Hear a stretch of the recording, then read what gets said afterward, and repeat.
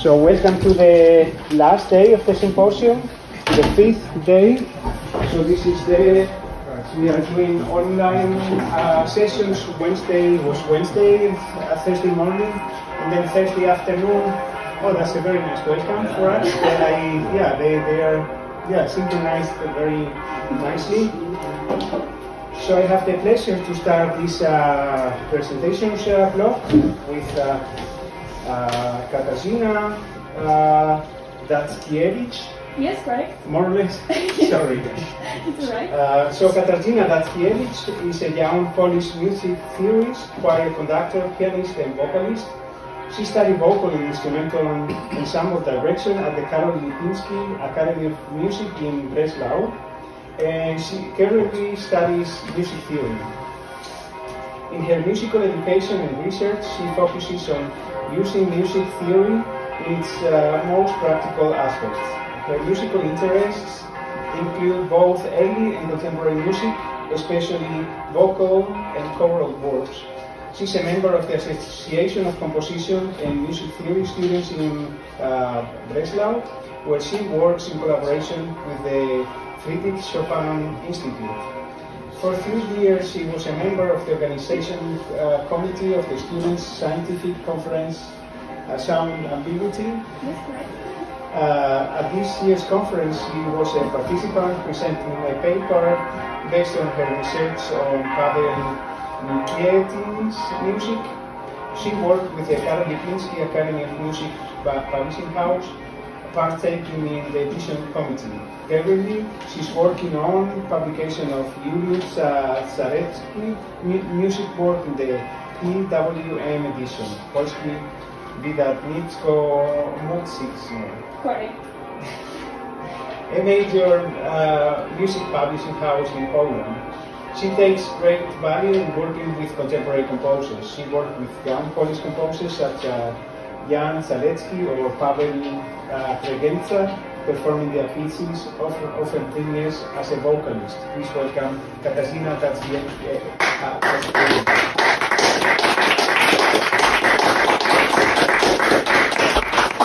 Thank you very much.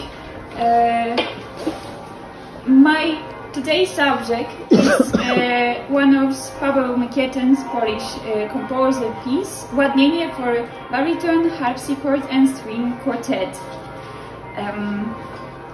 To be specific, the subject will be the two micro words, the lyrical word filled with apocalyptic visions of characters in Marcin Świetlicki's poem, and the musical word, creating the microtonal sound matter of Paweł Mykietyn.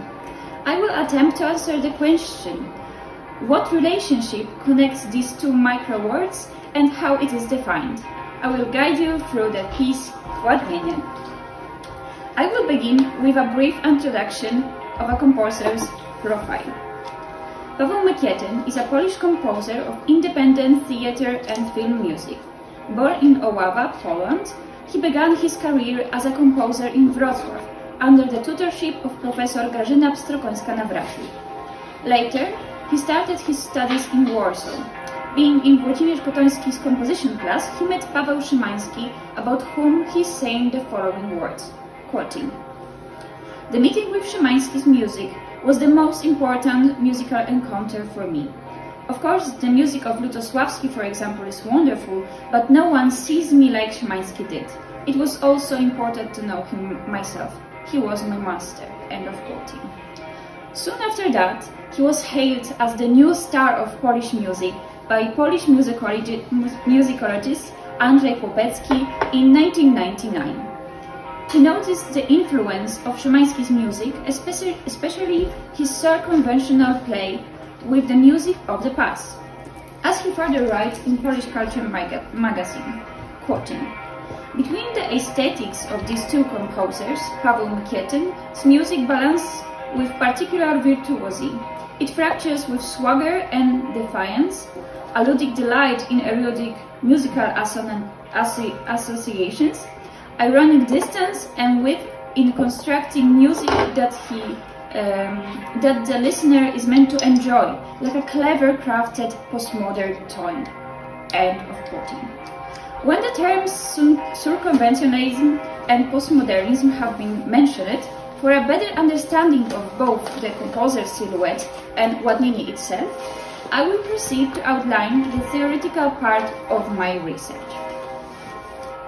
According to the categorization of Jadwiga Paja-Stach, presented in the article Polish Composers Toward the Modernist and Postmodern Ideas, postmodern tendencies, which are defined by the relationship between old and new ideas, can be divided into two approaches, buffa and seria.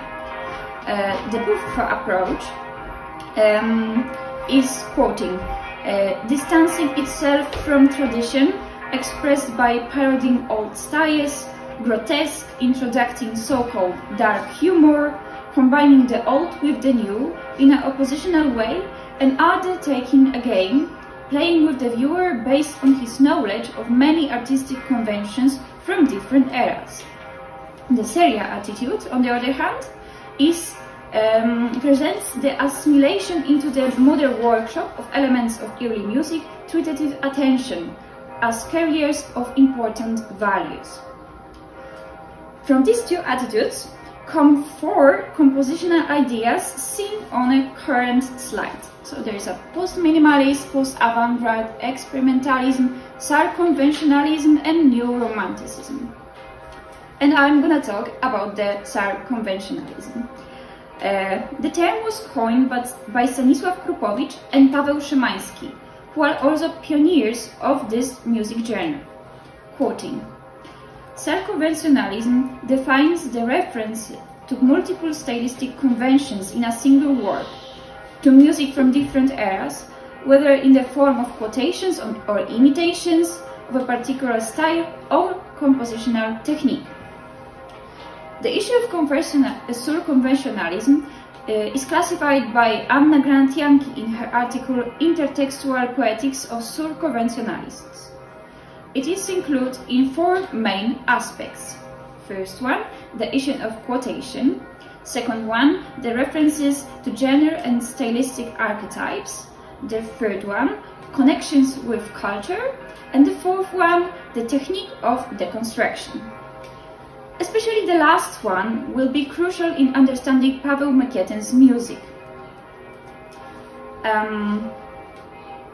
In 2004, during the Warsaw Autumn Festival, Mykietyn presented a piece called Ładnienie, which means becoming fine, for baritone, microtonal harpsichord and string quartet. It is composer's first work using microtonality and has been called a breakthrough by many critics and scholars of his work, a statement with which Paweł Mykietyn disagreed, as he is known for not showing much excitement about his own work. Quoting, breakthrough is too strong a word. This change is related to a purely technical categories.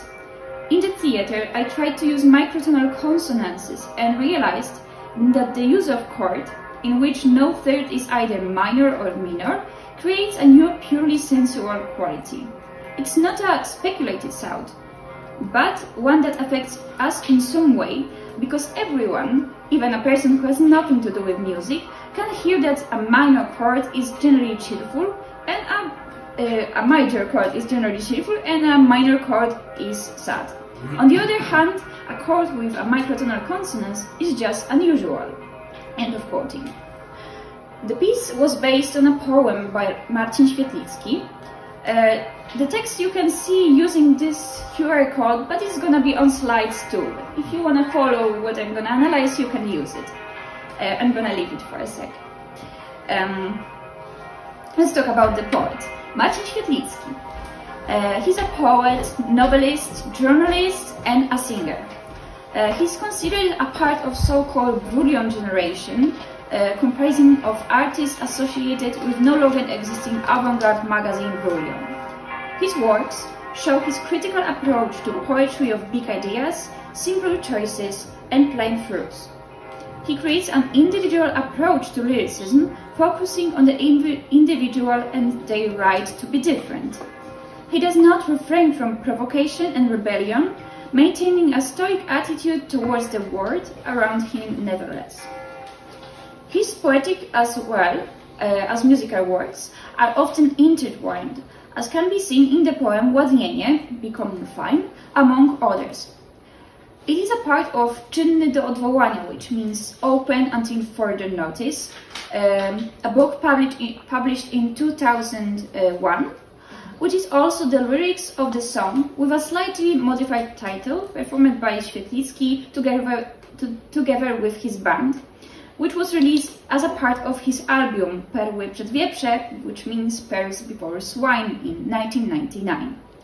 The original use of the text as lyrics for a song is a very common occurrence in Świetlicki's work. It is reflected in the structure of a poem, which we can see quasi-reference and verses treated freely. In addition, there are frequent repetitions here characteristic for popular music. The poem itself corresponds with the descriptions of the end of the world presented inside John's Apocalypse.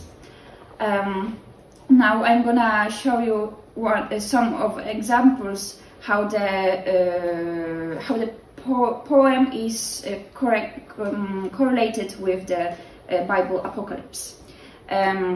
So first example, a fine light to see you more clearly.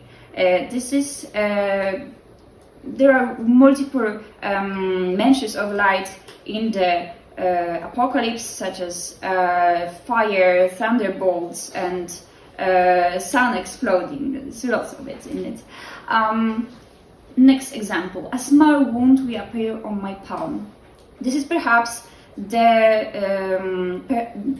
mark of the beast, which is mentioned in the Apocalypse. And now I'm gonna quote the Bible. If any man shall adore the beast and his image, and receive his character in his forehead or in his hand. Chapter 14, verse 9. Next example. Then a shadow will cut across the sun, and it will become ever so bright and ever so painful. These are probably the consequences of bearing the mark of a beast. Quoting Bible. And there fell a sore and grievous wound upon a man who had a character of the beast, and upon them that adored the image. That is chapter 16, verse 2. The second verse of the poem is probably an allegory to the 7 letters to the churches of Asia that are at the beginning of Apocalypse. The light will shine. It's the Jesus that is living at the beginning of Apocalypse, quoting Bible, and his face was the sun, singing his power, chapter 1, verses 12 to 16. And then there's 4 references. Shine into thieves' eyes, the drunkard's glass will crack, the deviant will divide, the priest's cassock will tear. These are probably the threats that Jesus gives to these churches as a consequence of their sins. Next example, the sun is smitten, is probably one of the description of preparing the earth for deconstruction, quoting Bible. The sun became black as sackcloth or hair, chapter 6, verse 12. The last example I prepared from the poem is glistening ashes fall onto the earth. The knife is glistening. This is probably the reference to Bible, quoting. The angel took the censer and filled it with the fire of the altar and cast it on the earth. And there were thunders and voices and lightnings and great earthquake. That is chapter 8, verse 5. That's the end of my example from the poem. The entire poem, however, while showing the tragedy of these events and the others that you can find in the poem, uses ironic language containing multiple repetitions of the word fine. As a contrast, for instance, the appearance of two-headed beast, darkness, and the endless abyss. This approach to religious themes can be classified as post-secular. According to Piotr Bogalecki, quoting, post-secularism can be understood as an attempt growing out of the soil of late modernity to reinterpret theological and religious issues as the above leading secular, non-obvious and spectral lives today. End of quoting. Invoking literary scholar John McClure, he points to the following characteristics of post-secular works. The first one, the turn of secular-minded characters toward religiosity. The second one, religious distortion of secular constructs of the descripted world. And the third one, dramatic reformulation of weakened religiosity in the spirit of secular progressive values and concepts. And in describing Polish post-secular artists, he mentions Marcin Świetlicki, which is the author of the poem, as a non-obvious religious poet, citing the words of Wojciech Bonowicz. So, having conducted an overview of the post-secular expression of the apocalyptic poem Ładnienie, let's take a look at the musical layer composed by Paweł Mykietyn. Mykietyn's piece fits into the circumventional way of creating musical matter. However, due to the subject of poem used, I would like to focus mainly on one, yet complex, attribute of conventional music, which is the use of deconstruction technique. For this purpose, I will use Beata Spilkajska's research presented in her book, Deconstruction Technique in the works of Paweł Mykietyn. Based on the creator of the concept and technique of deconstruction in literature, Jacques Derrida, she describes the way Mykietyn assimilated these strategies in the musical field. Indeed, most of them are also reflected in the work Ładnienie. I will now present a few of them. First, the microtonality. It's presented throughout the whole piece. Mykietyn uses the creation of microtonal sounds in two ways. By detuning the instrument using these and by using microtonal accidentals. The instruments that are detuned by Mykietyn are Harpsichord, where the upper keyboard is tuned in all registers but a quarter tone down on the following tones in all octaves: C sharp, D, F, G, G sharp. The lower keyboard similarly on the tones C, E flat, E, F sharp, A, B flat and B, which gives the composer a full range of 12 pitches in both the regular and lowered by quarter tone versions. The selection of tones for each keyboard was arbitrary, guided mostly by the convenience of the performer. Similarly, the second violin and cello are also tuned by a quarter tone down. The use of accidentals, lowering or raising the tones, is often applied as a play between harmonic conventions familiar from the major-minor system. There are two chords that builds the harmonic base of a piece. First one is C sharp, quarter tone down, E, G sharp, also quarter tone down, and A sharp. And the second one, F, A, quarter tone down, C, quarter tone down, and A flat, quarter tone down. And the first one holds the function of introducing the tension in the piece, while the second one provides the resolution of it. Thus, it is possible to see a microtonally deconstructed harmonic relationship borrowed from the major-minor system, where the F chord, the major-minor, because we're not sure which one is it, is a fifth relationship with the C chord, as in the major-minor system.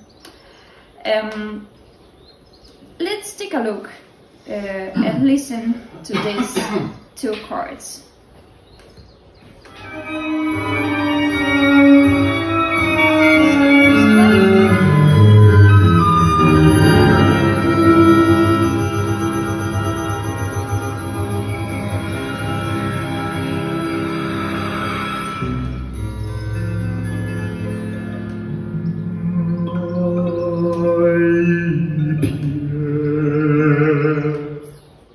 So that was the resolution. In addition, microtonality affects the distortion effect of the vocal layer, symbolically referring to the disintegrating word. The words "a fine place," sung by a baritone, combined with falsetto singing and microtonal detuning, create an expression of anxiety, falsity in the words spoken by the lyrical subject, and instability of the musical matter. In addition to microtonality, it is integration in the presence of many elements to the work created by Mykietyn. And these are the strategies by Beata Fiugaista. The first one, the strategy of grafting, assumes that in order to talk about the construction, its object must first exist, which can be a small musical sample in the form of quotation or harmonic skeleton. And the example in the piece, the musical layer is divided in the work, similarly to a poem, into a quasi-refrains and quasi-verses. In the case of the refrains, sung mainly by the baritone solo, despite the composer's use of free 12-tone material, the melodic line noticeably leads to an A quasi-tonic and suspense on E and G sharp quasi-dominance. And this is an example of it.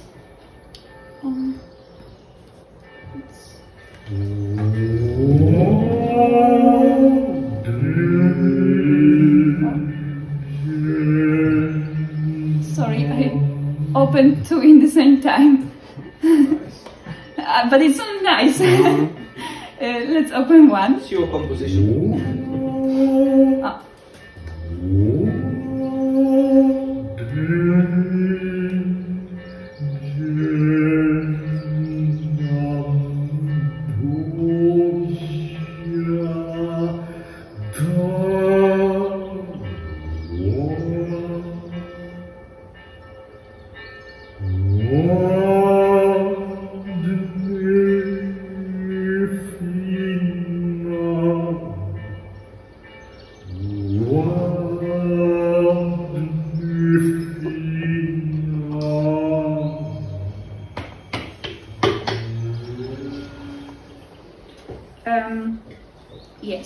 The next strategies that Fiugaista present partially overlap and are reflected in the individual musical phenomena.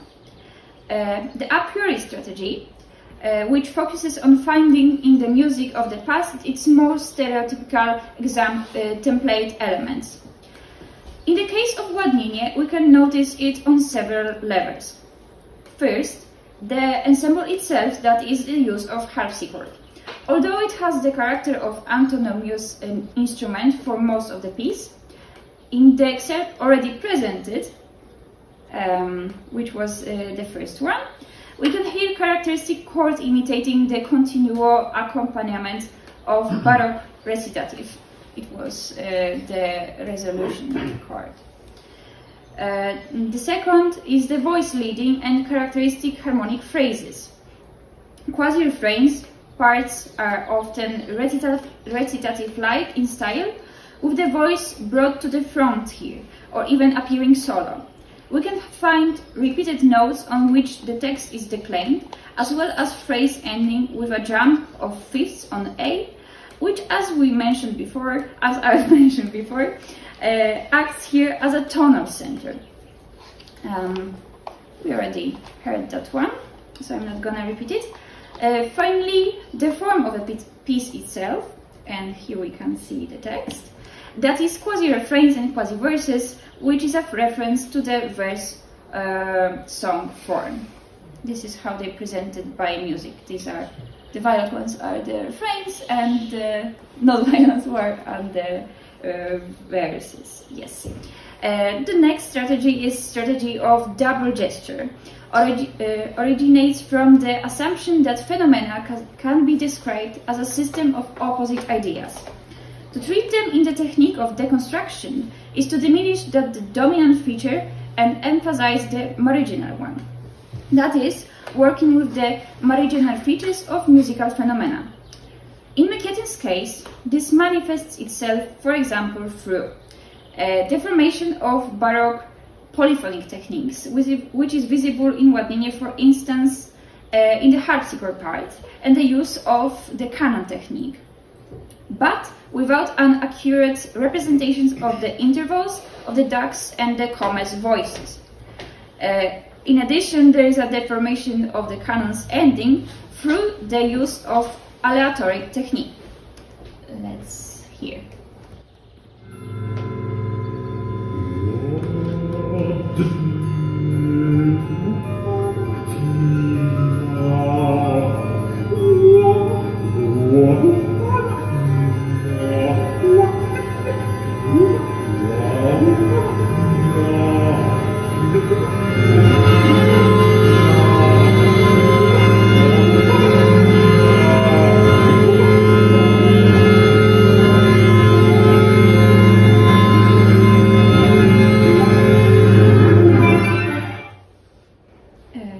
That was the canon, which we can see here, and next follow it in the aleatory style. And then another way to manifest this strategy is the formation of progressive technique. He uses a patopoic progression, placing a chord in all instruments, and bases a longer section of the piece on it. The progression here is exaggerated, almost forming an independent part of the piece, while at the same time not at all strict rules are followed. Pitches move in the same direction but very freely, and the harmonic structure itself is transformed. Let's hear the example of it. I'm going to present the shorter one because I don't think we have much time left.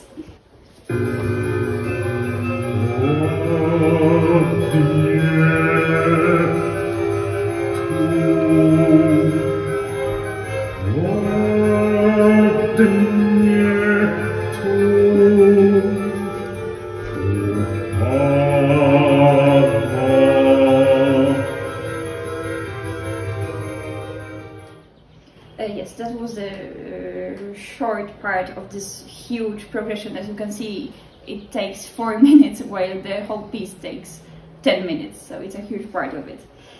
And the last strategy is strategy of marginalia, which comes from the strategy of double gesture and consists of the disproportionate importance of the minor, secondary or tertiary musical features. This strategy fits in with the examples I have already described, but it's most evident in the composer's treatment of the phonic layer of the poem itself. In the legend we can find 5 different markings described for a solo voice sung syllables. The words have been written out phonetically with detailed control over how they are to be realized by the vocalist. The effects of the distorted voice resemble an electronically processed and deformed audio signal. In order to sum up the relations occurring between these 2 layers, the lyrical and musical, I will use Mieczysław Tomaszewski's method, he's a Polish musicologist, of analyzing songs. Since the song is an integral phenomenon, both verbal and musical, the quality of these connections is determined by their alignments or 4 layers: the phonic layer, the structured layer, expressive, and semantic. From the verbal musical characteristics I have already discussed previously, it's clear that Mykietyn treats the phonic layer of a poem with great care.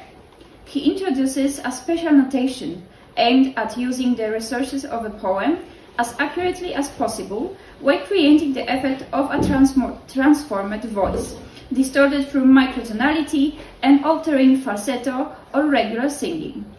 The distortions of the voice itself and the use of multi-phase techniques to construct the musical material is consistent with the theme of the piece, the apocalypse or deconstruction of the world. Although the tuning of instruments and the use of microtonality, the harmony creates grotesque sounds, consistent with the grotesque or even ironic approach to the image of the apocalypse in the poem. Thus we can see a consistent interplay of expressive and semantic layers. Ultimately, the structure of the poem is in fact is intact and completely reproduced in the form of a piece. This determines the verbal musical relations and the role of microtonality as symbolic construct of the deconstruction in the musical layer substance. Due to that, there is a full musical correlation of Świetlicki's poem and the description of the biblical dies irae. Thank you for your attention.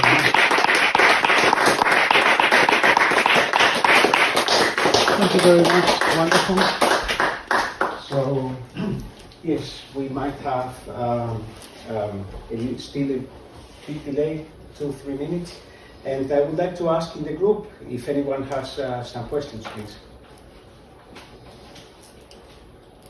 Thank you very much for this nice presentation. So, I think I know rather little or nothing about microtonal music in Poland, and of course we all know this Polish sonorism uses filling up the clusters with quarter and more smaller tones, so it is to increase the palette of colors, so in Penderecki, Lutowski, and so on, and so on. And it seems also in this, for this composer, it is for to find an more interesting color than equal temper to harpsichord, and I think together with this special style of glissando, like slow motion. So sometimes the members maybe made experiments in electronic music studio to stretch spoken words, for instance, and sometimes it becomes very funny if you stretch it maybe 1.2 or 2 times somebody speaking. It sounds like the speaker is drunk. Yes. Or if you more stretch it, then of course it becomes a value of itself, and it's more music, and the semantic layer goes more and more in the background, because and I think that was what this composer made now with just this acoustic voice without electronic. Exactly. But it seems that the technique might be influenced by electronic manipulations. Yes, it is deeply connected with it, because he's also an electronic composer, and he does lots of works with electronic music, especially in theater.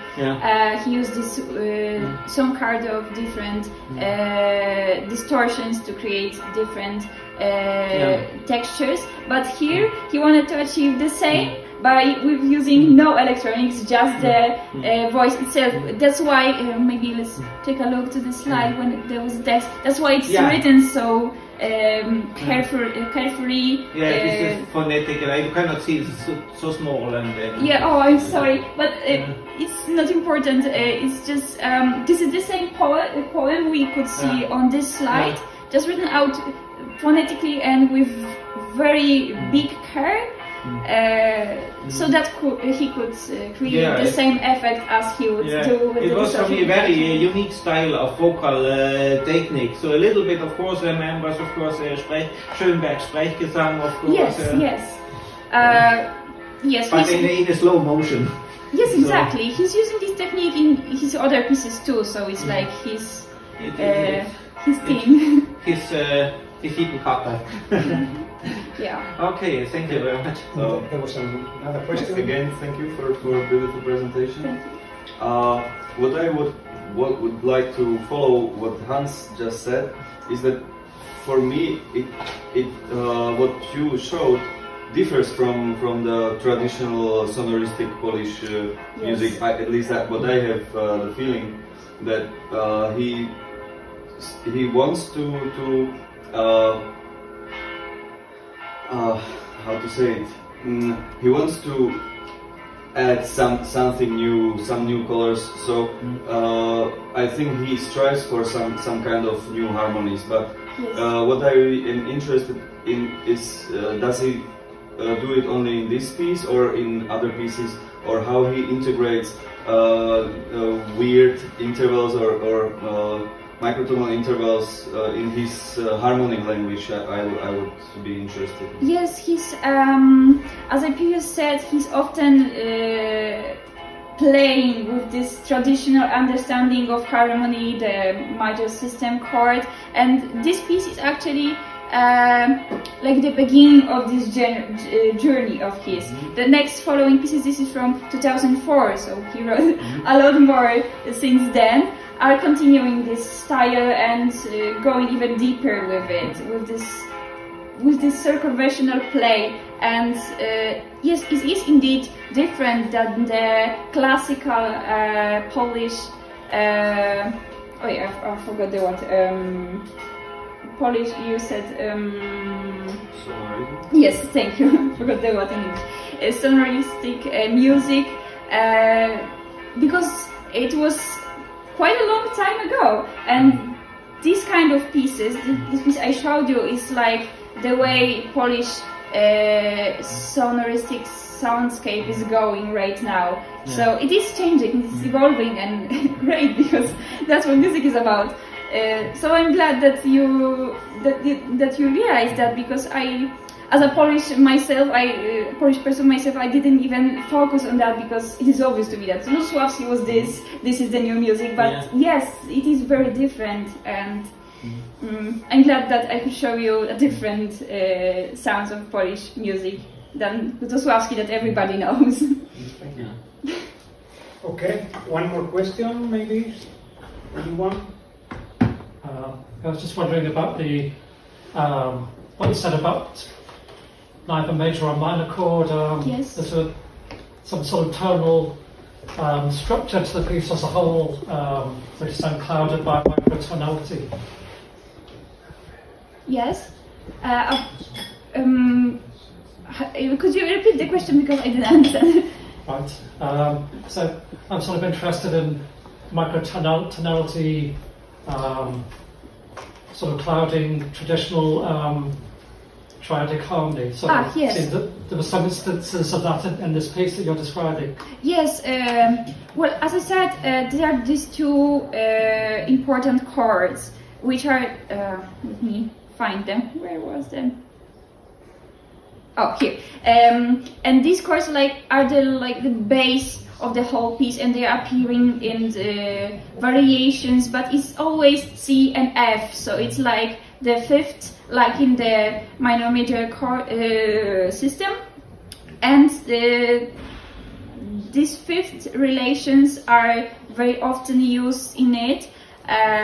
Example, in the vocal part, like there's this E, like in the recitative, and there's lots of these little motifs that are very similar to the system, but through this all the construction, it is at first it is not very easy to see them. You have to go deeper and see, oh, this is like just like in the, I don't know, Mozart piece, but it's new. It's not very easy to hear. Has he flattened the fifth by a quarter tone? Yes, exactly. Right. For example, but also the by building the chords like with the thirds, but quarter tone down some of the elements of the chords, so it's distorted, but it's still kinda sounds like the major minor chord. Thank you. Okay, thank you very much. So,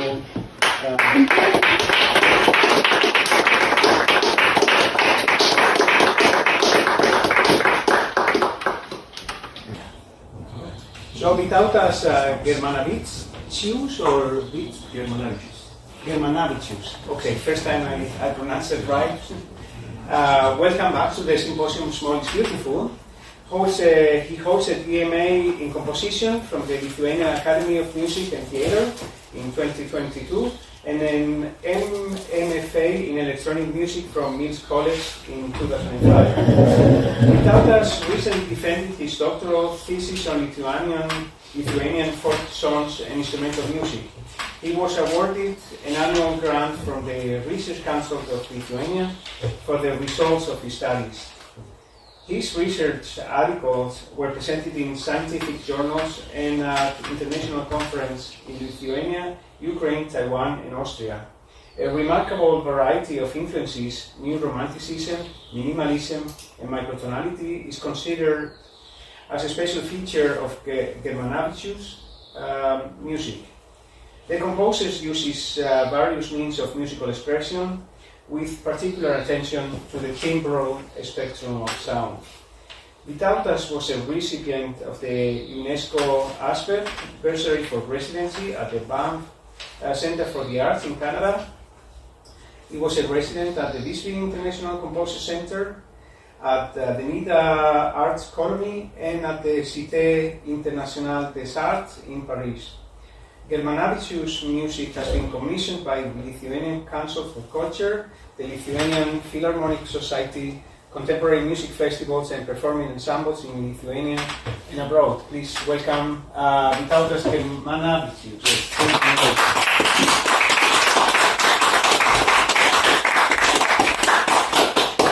Thank you for the invitation to this interesting symposium. I think it's very interesting and useful, and every lecture for me it's kind of very interesting, and of course the place and the city of Salzburg is full of music and art. So my presentation, in this presentation I will focus to my recent research on the interval distances of the Lithuanian folk music tunes and integration techniques of the research scales, and selected the fragments of certain intervals I used in my compositions.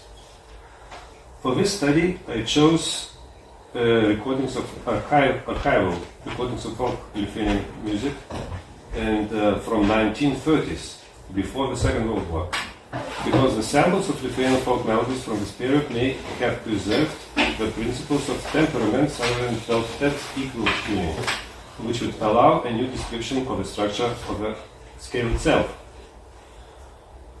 In the first stage of my research on archival sound recordings of Lithuanian folk songs, I focus on two aspects. First, to identify the characteristic frequent micro-interval degrees of the scale based on 12-step tuning, and secondly, to determine the natural intervals of harmonics of the characteristic scale degrees based on natural harmonic distance ratios, and to estimate the possible deviation error. In this study, the starting point for describing the interval distances was the 12-tone equal temperament system, which was used to determine the characteristic degrees of the scale, the microtones, as well as to compare to find some similarities with the natural harmonic series. And now I'll play the first analysis I did with the song Belmonody, Fly, Fly, Little Falcon. And you can hear in this melody the second degree. It's a microtone, actually. Okay.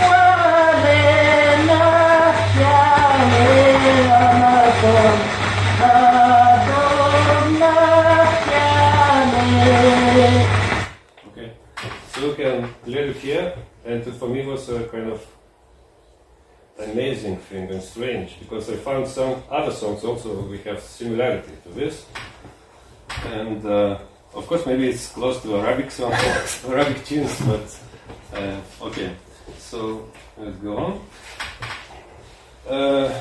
There are several approaches to determine the interval deviation of professional and non-professional singers. For example, the experiments of listening to unison choir sounds by experienced listeners show that the preferred pitch deviation can be in the range of 0 to 5 cents.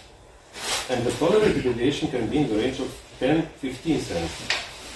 In the other research data, the scientists mark the deviation of fifths and thirds of up to 20-30 cents for non-professional singers. Referring to the mentioned research data, I chose the microtone setting limit by counting from the fundamental tone in the scale with a deviation of 20-80 cents in the system of equal temperament, and the overtones were fixed with a deviation error of up to 10-25 cents in relation to the sequence of intervals of the natural harmonics. Since the melody software in most cases reproduces the entire 7-tone scale, including the implied tones, for the purpose of determining the distances and comparing them with the natural harmonic series, the scale of the analyzed song are reduced by eliminating the unnecessary tones, in some cases by selecting another reference tone from the scale, which forms the clear distance of the intervals of fifths, fourths, and thirds. The table above shows the analysis of multi-part song Two Little Green Birches by the Melodon program. You can see degrees of the scale, distances in cents from a fundamental tone, as well as my calculation of tone deviation for a 12th tet, distances between single tones, and interval distances deviations. It can be observed by examining and comparing several verses of a song in a row. There may be differences or similarities in the distances of the tones in each verse, but the software approximates and displays the average distances of the tones of the melody. The results are also additionally compared acoustically by ear on a keyboard instrument, then the unplayed and on voice tones put in brackets. The table below shows analysis of the same song of the interval distances compared to the natural harmonic series. After systemizing the data, the table shows 2 microtones in yellow and 3 harmonics in blue color, numbers 5, 11, and 30. The natural intervals of the 3rd, 5th, and the tritone. Okay, you can listen how it sounds like. And here's my transcription of the song.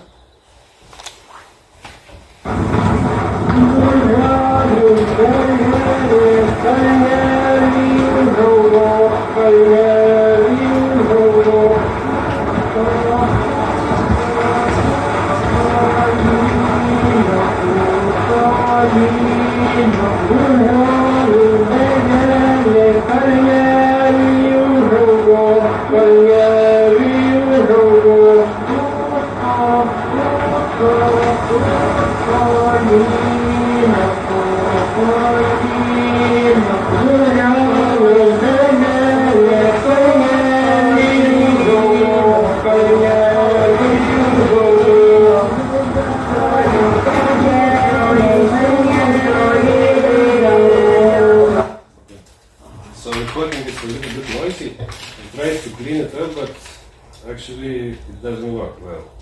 Yeah, it sometimes it changes the distance of the intervals when you clean it up. So I leave it as it is.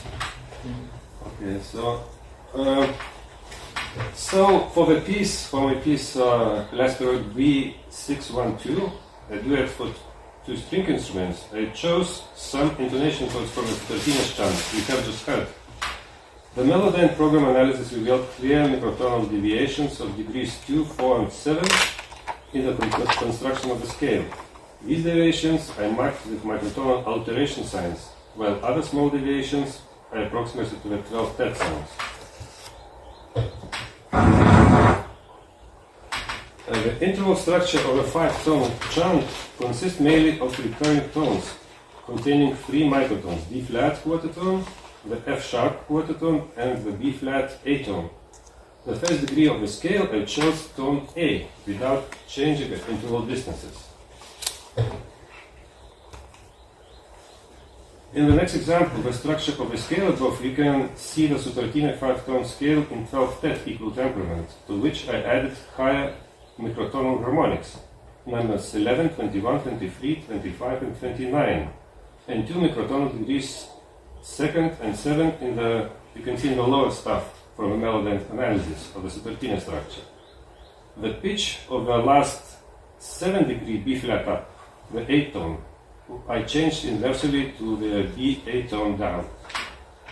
The 11-tone scale of Leicester B612 consists of 5 components: a modified microstructure of the vocal Sutartiné, the Sutartiné structure approximated to the 12th tet, the microtonal harmonics detected in the study, the additional tones of the 12th tet, and the microtone of the fat characteristic degree. The structure of the piece is constructed by the projection of a harmonic chord D, A, C sharp, and E on the basis of a single D centered tone. The sound projection of the harmonic chord forms the central tones around which the other tones of the 19-tone scale move, forming microstructures of varying sizes. The piece begins with a tone coloring technique in a fast violin using microtonal shifts to create a tempo change of the sound, while in the second violin there is a progression to the lower sound D from the beginning of the piece, after the two violins meet in D unison. The fast violin, the bar 17, begins with a projection of the harmonic chord, the central tones of which are interspersed with micro intervals from the bar 17 through 41, followed by the harmonic chord in the upper register C sharp D E. You can follow the sequence of the tones of the harmonic chord, which is marked by arrows. The modified interval structure of Sutartiné is integrated several times in the piece as a part of an 18-tone scale structure. The transformation of the archaic microstructure is revealed in the form of an integrated 4-tone scale, but with no more than 2 tones sounding simultaneously. Based on the interval study of the folk scales, a modified micro-interval structure of the 4-tone Sutartiné was integrated into the scale of the piece, emphasizing the archaic microsonority. The main idea of the work is the temporal shifts of the tone D, centralizing the projection of the harmonic chord intervalling with micro-interval relations that shape the sonic space of the composition.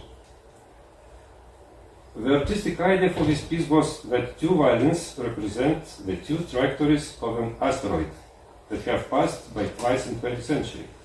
The orbits of the asteroids correlate as they move closer or farther together over time.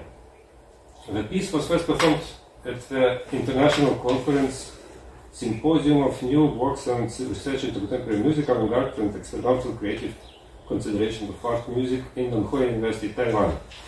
Now I will play the performance of the piece on Lithuanian Academy of Music.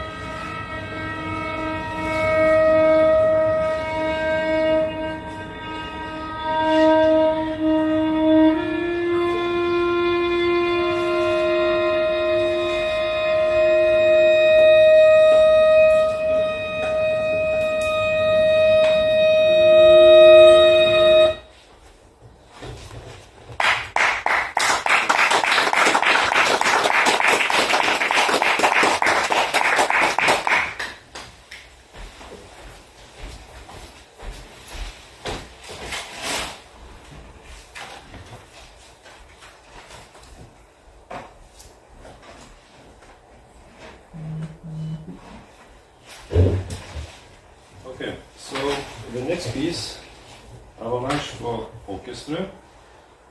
The scale for this piece was made up of 15 scales of Sutartines.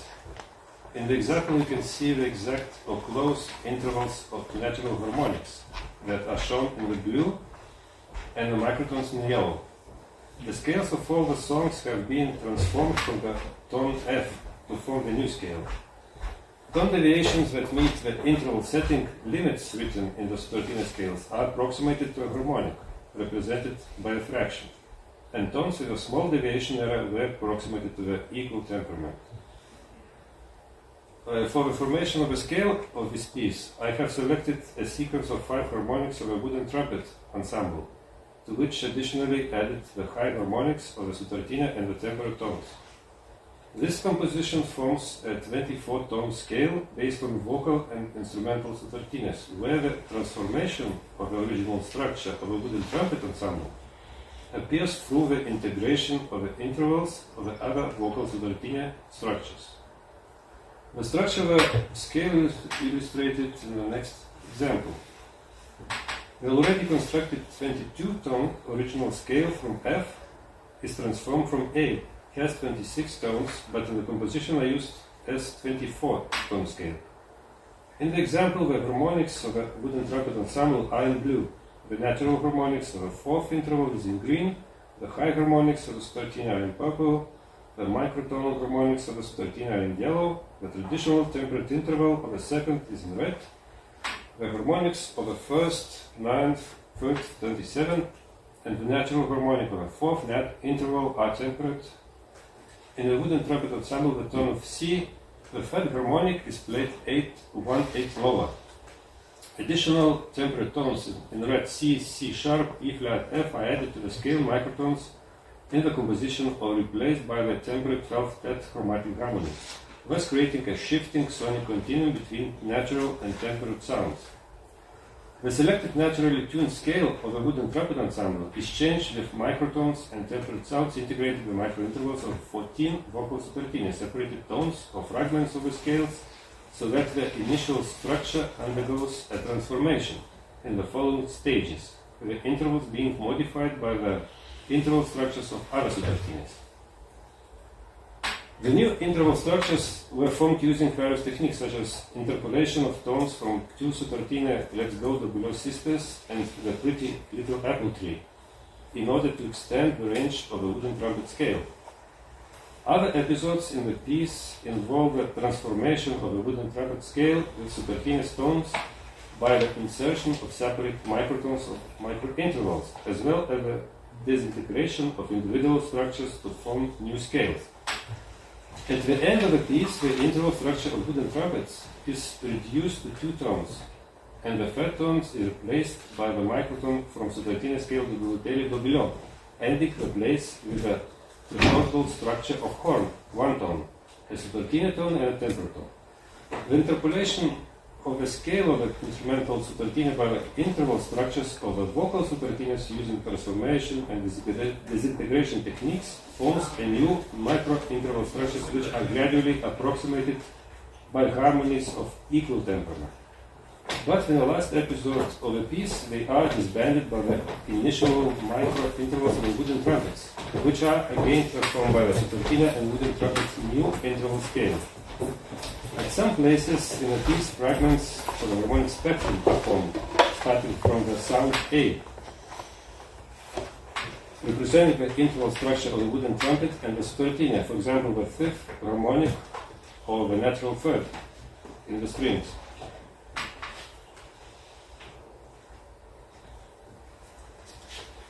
The artistic idea of this piece is the process of an avalanche of snow-capped mountains, which appears in different forms of melting or frozen snow pockets consisting of grains of ice from different layers of snow, which in the piece become micro-interval structures that form the instrumental lines of the trajectories of the avalanche. Now I will play the audio recording. The piece is about 6 minutes, and it's performed by the Lithuanian State Symphony Orchestra at the Contemporary Music Festival of Gaida.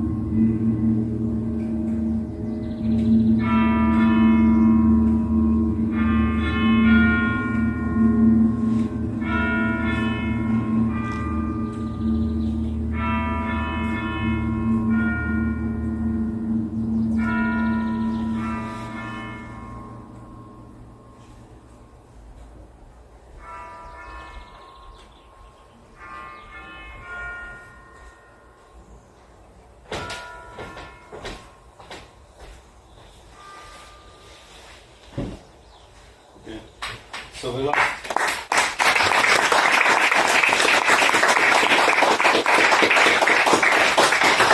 You can hear the bells. It was a Sutartiné modified rhythmic patterns. Yeah. Okay, so the last piece I want to present is written for trumpet and organ.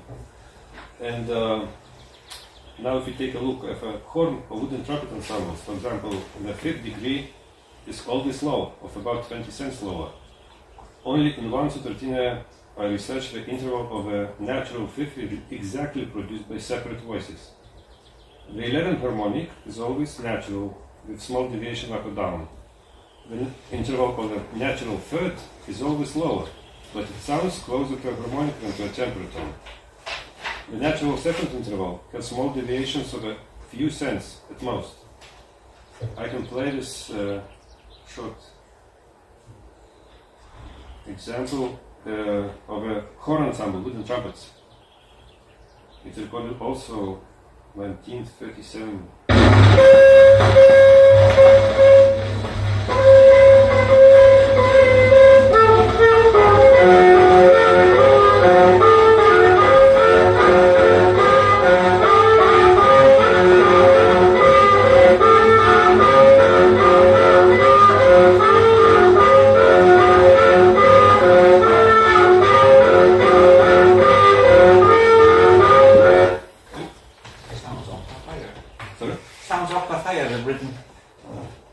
Yeah, and for this piece I have chosen a 5-tone scale of a wooden trumpet ensemble.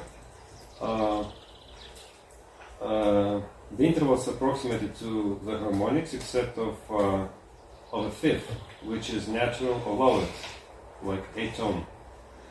For the first episode of the piece I have used the 4 natural intervals of a wooden trumpet ensemble with a lowered interval of a fifth. These microtones can be heard especially in the glissando part of the trumpet in the first and the last episodes, while the organ part, certain sound effects of the natural intervals are present, as for example, turning off the motor of the organ. So, to conclude my lecture, from a creative point of view, the aim of integrating archaic interval structures into a compositional system was to preserve or transform the original sonority. On the other hand, by using various scale transformation techniques and exclusively integrating traditional intervals, archaic sonority can appear by changing the traditional interval structure while retaining the original fragments of a few intervals.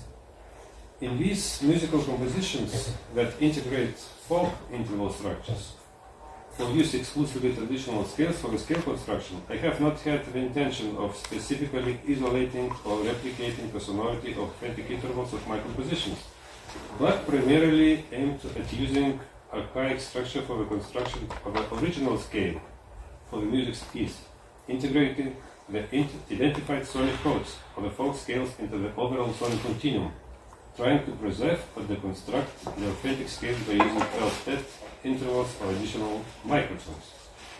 You have time? I can place 2 minutes, yeah. 2 minutes. We reduce the questions. Okay. Sure.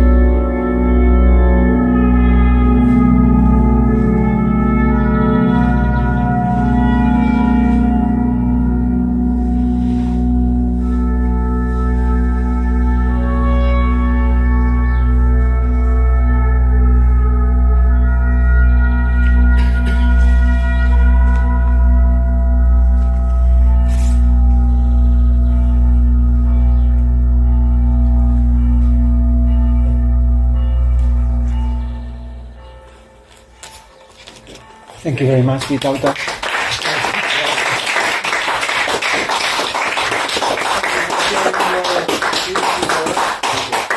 And we might have time for one question, and the rest we have a lot of coffee breaks. There's a very nice atmosphere among you guys. It's really nice to see. So if you keep the next one question, Matei, and then the next ones we keep it for the breaks. Thank you for your presentation. I would like to ask about those wooden trumpets. I guess on the picture, that's the instrument. Could you please tell us more about it, because I've never heard it before. How it's made? What kind of instrument is it? You blow like there is no embouchure, but you straight blow into the instruments. It was a masters. build his instruments, and how to tune it. We ask to play the players, and we listen to the and cutting the trumpets. As you cut as much as you cut is a high sound, and they make this because it's not non-professional players, so we have kind of inherited from the fathers and grandfathers. So the tunings, it was like this. I tried 18 samples, so it's very similar. But it only was one ensemble because all the recordings are lost after war. So, yeah. So it doesn't have holes or no, so. It's just one sound, air stream and the harmonic series. But we had another instrument. It's like a long trumpet, and it had a holes, but it was tuned by on natural harmonics, natural fifth, third, and maybe more sound. But you can try. I found in some books written kind of beginning of the 20th century. People wrote about this. Thank you. Thank you very much.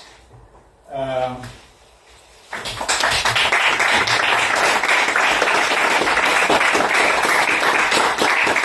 beginning now with Ryan Beppel. Thank you.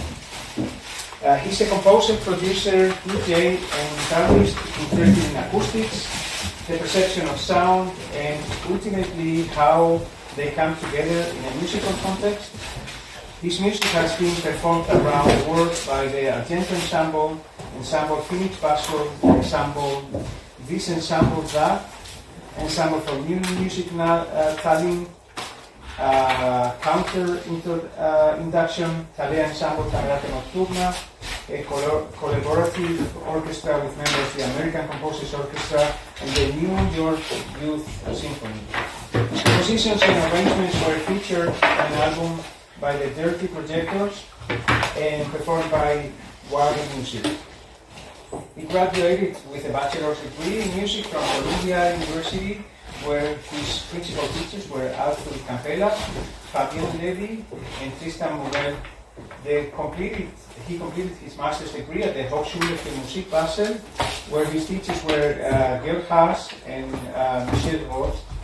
His master's thesis is titled Independent Time Structures in Music of the 20th Century, and his current research deals with the harmonic relationships of independent Glissandi. Please welcome Ryan Beppel.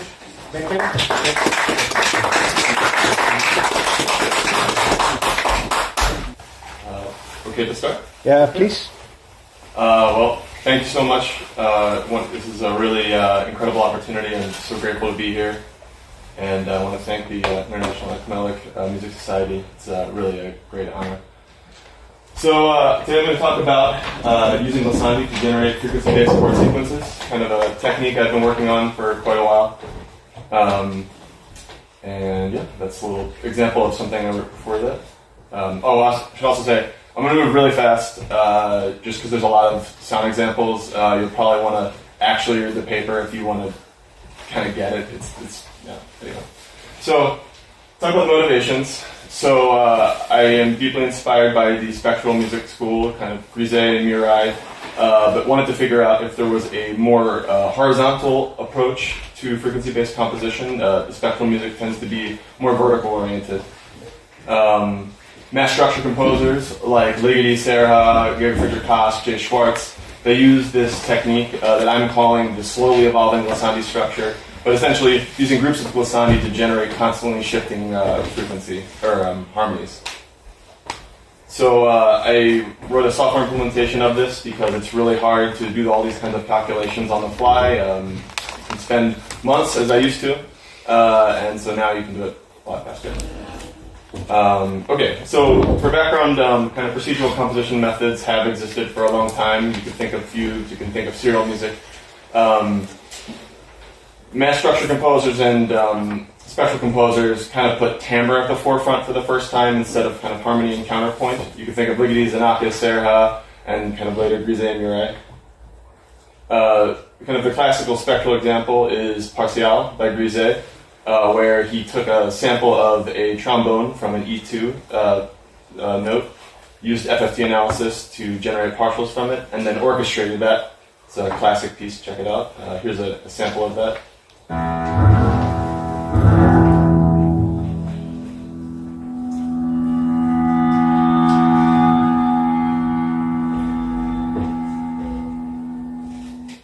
So, Tristan Muray's Gondwana, it's a piece for large orchestra, and his compositional process dealt with kind of a simplified version of frequency modulation synthesis. So, basically, you can think of frequency modulation synthesis as you usually have an oscillator frequency, usually a sinusoid, and the principal components are a carrier frequency, a modulator frequency, and then we have this depth of modulation index, where it's an integer value, and it generates sidebands. Muray kind of simplifies that in Gondwana, where they're really just combination tones. They're not actual frequency modulation, but it's helpful to know. So to generate the chords of that first chord of the piece, he'll set a modulator frequency of 207.64, which is a G sharp 3, and a carrier value of 392, G4, not sharp, and 9 sidebands, right? And so the way you generate the sidebands is you take your carrier and you add it to the modulator times the sideband integer, and to get the difference tones, you take the carrier, you subtract it from the modulator times the integer value, but you take the absolute value. So that's pretty critical. The sum sidebands tend to be way too high to be practical. Occasionally they are, but not always. But those difference tones, because of that absolute value, really end up being kind of useful for harmonic stuff. So here's an example of Gondwana. This is the very beginning.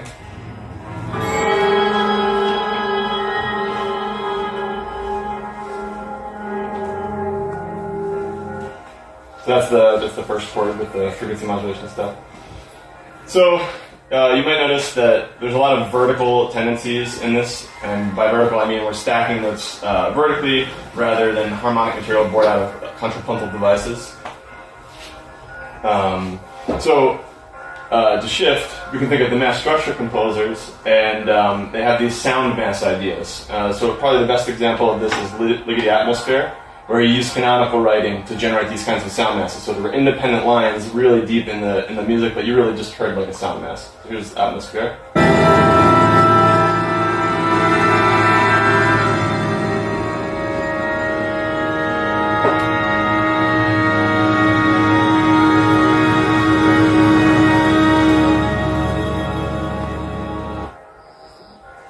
So Sarah Spiegel, it's a whole series of pieces. Spiegel 2 is almost entirely Glissandi.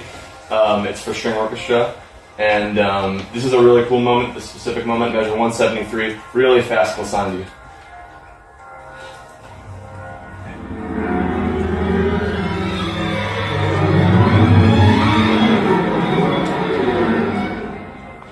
All right.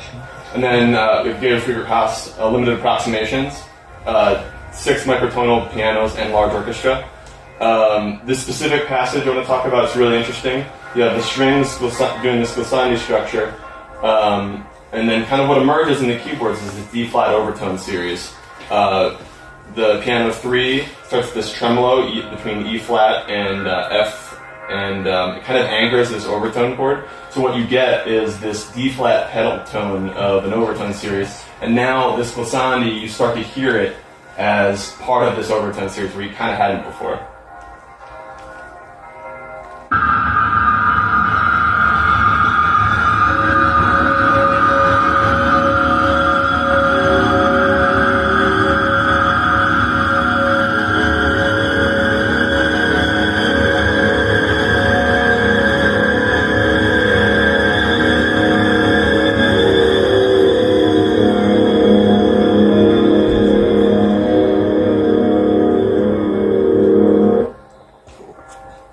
Finally, I don't have the score for this one, unfortunately.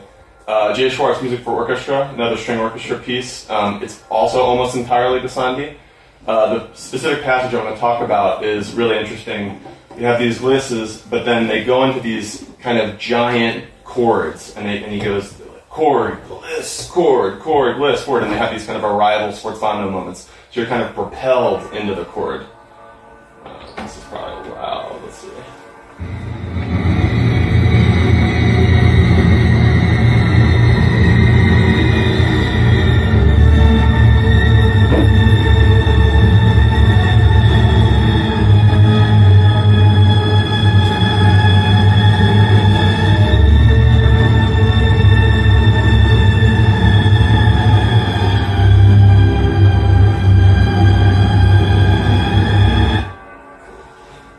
So kind of the general idea now that you have the background is, what if we used the additive instrumental synthesis, the overtone chords, inharmonic FM chords of the spectral composers, but we applied these glissandi structures from the mass structure composers. And then the idea that maybe we can find something interesting in between to kind of get a progression going. I'm going to call it a gliss comparison just for shorthand. So to do this, we have to represent glissandi some way, and the way we're going to do that is we're going to represent it as a vector of frequency values. And what I mean by that is it's really just a list of frequency values. I'm using quarter tone equal temperament right now. The way it's implemented, it can use any implementation, any equal division. So you could specify it all stays valid. I find quarter tone just kind of the most practical for performance purposes. So you can see right there, we have the list of frequency values from A4 to C5. That's a single glissandi.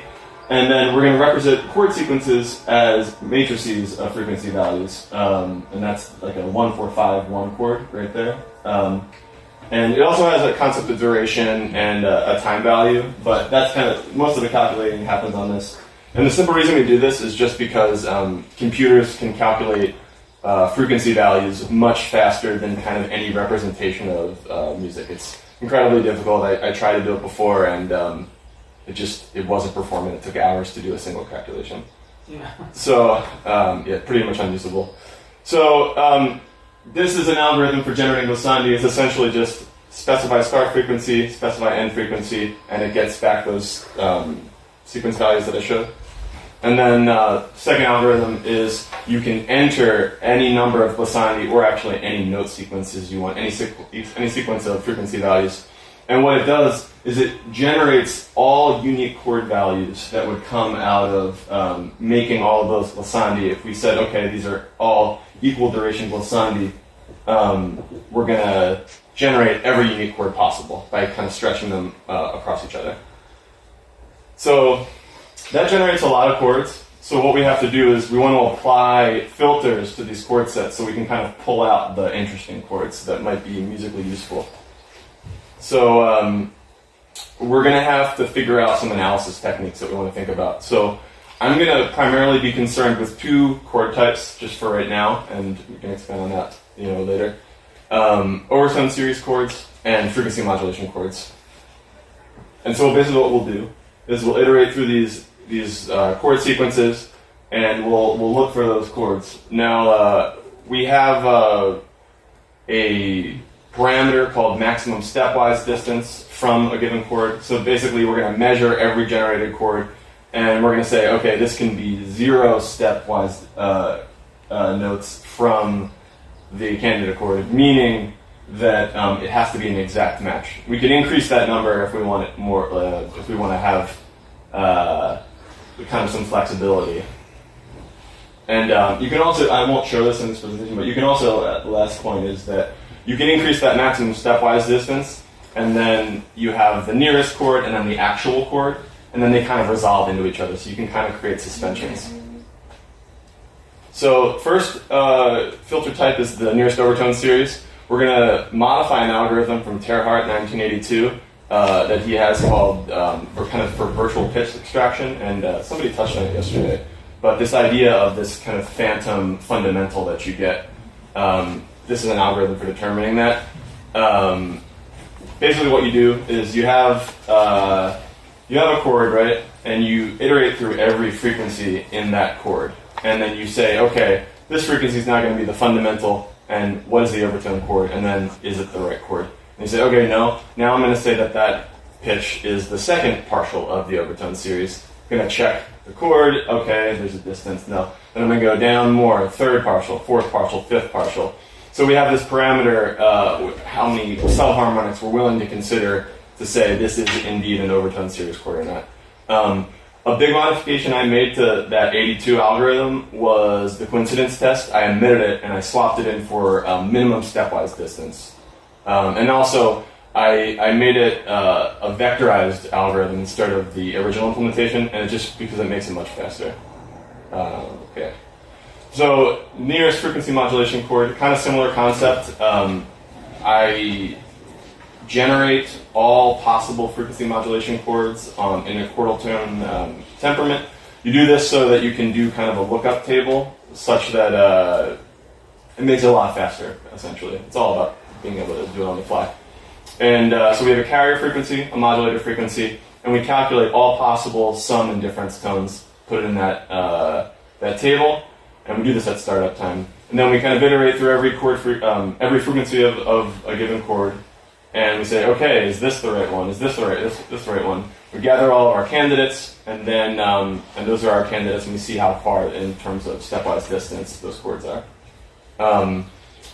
You might imagine a problem with this is that you return tons and tons of chords, such that it's like not even really usable because you might have 100 chords for one section of the glissandi. So what we do is we use this roughness model. Some people refer to it as harmonicity, but it's a way to measure inharmonic frequencies or inharmonic chords. I'm going to say, but it's a little deeper than that. And we use this algorithm. Check it out. It uses pairs of sine tones and amplitudes to calculate that. We kind of strip it down a little bit for this, but yeah. Okay. So this is kind of the experiments and practice of the technique. So let's just start with like a really, really generic, simple thing. So we have like a C major triad, and we're going to gliss up to C5. We'll hold the E constant, and we'll list down to G3. And you'll see those are the unique chords. Those are all unique chords that are generated from this, right? So what we're going to do is we're going to apply some of those filters I talked about. For our overtone chords, we're going to consider 6 subharmonics below, and we're going to do a stepwise distance of 0, so it has to be exact matches. And we're going to set a roughness value of 7, so that's also pretty aggressive. And yeah, when we do that, we get this chord sequence right there. And you see, those are the values. You have first chord. Now, we're not including the start and end ones, but yeah, so we have a overtone chord for the first one, frequency modulation chord, overtone chord, frequency modulation chord, frequency modulation chord, overtone chord. So here's what that sequence sounds like. Let's see if we can.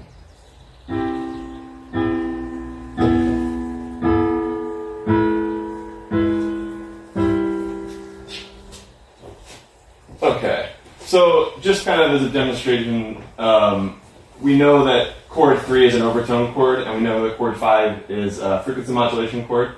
So that means that we're gonna say that we have all available overtones in any given overtone chord, and we're gonna have all available sidebands for any given frequency modulation chord. So I'm gonna just go crazy, and I'm gonna add 7, 8, 9, 10, 11, 12, 13, 14, and 15 approximated to quarter tone in the overtone chord in chord 3. And I'm going to add different sidebands, 4, 5, 6, 8, 9, 11, and 13 to chord 5. So here's the first chord. And then here's the 5th chord. And then here's the arpeggiated sequence, just because it's a little easier to hear.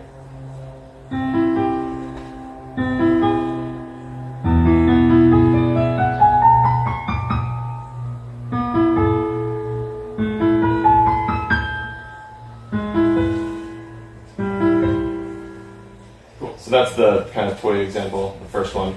Let's add another voice, and let's make them both in contrary motion. And so these are the unique, there's 14 chords, all possible chords generated. And now let's increase that subharmonic count. Let's do 8 subharmonics for the overtone chords, stepwise distance of 0, so exact match. and let's up the roughness for the FM chords to 9. So after that, these are the 8 chords that are returned.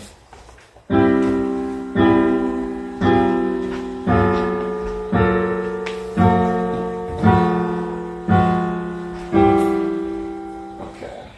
And yeah, I mean, it's kind of hard to read, but that's all that information about every chord. So I don't really like chord 4, 5, and 7, so I'm just going to remove them. Again, this is kind of imitative of how you would compose with this. So it's a little bit better now, but we'll hear it. I'll play it for you guys. So this is with the removal.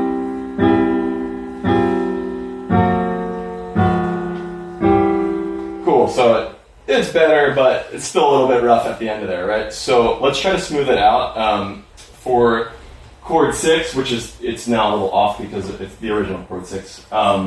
Let's add different side bends 7, 8, 9, and 10 to the ones we already have, 12, 13, 16, and 18. And then for chord 8, let's add different side bends 11, 13, 14, 16, 17 to the ones we already have, 15, 18, 22, 24. And so we're going to add those notes, and we've removed the other ones as the initial change.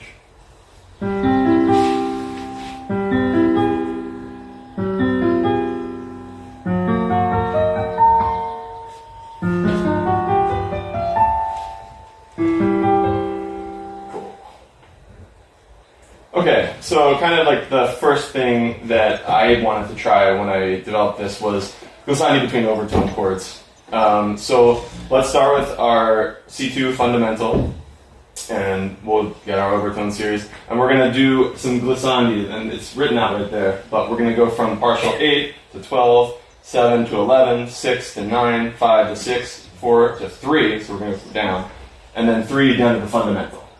And you can see 76 chords are generated from this Glissandi. So it's not super usable. So let's do some filters. We're going to do a distance of 4 overtone, 4 subharmonics, and a roughness of 7 for the FM chords. So we get 6 chords that are returned with those parameters, and let's take a listen.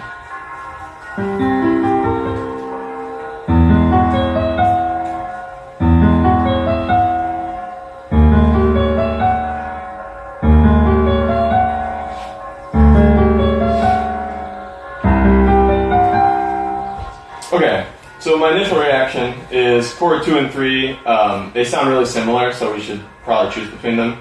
And chord 4, 5, and 6, we should also probably choose between those because they sound similar. So between 2 and 3, it's kind of a matter of preference. So I'm going to choose chord 3 just because we avoid microtones when we do that, and it kind of just makes it more practical for the sonic tie to my ears. And then chord 4 and 5 share the same fundamental, and chord 6 has a slightly higher fundamental. I'm just going to pick on preference. So I'm going to choose chord 4 because it just sounds the best coming out of chord 3.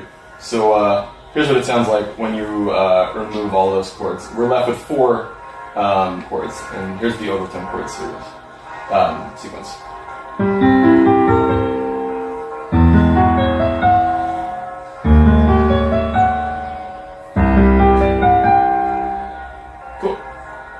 So now let's try some glissandi between frequency modulation chords.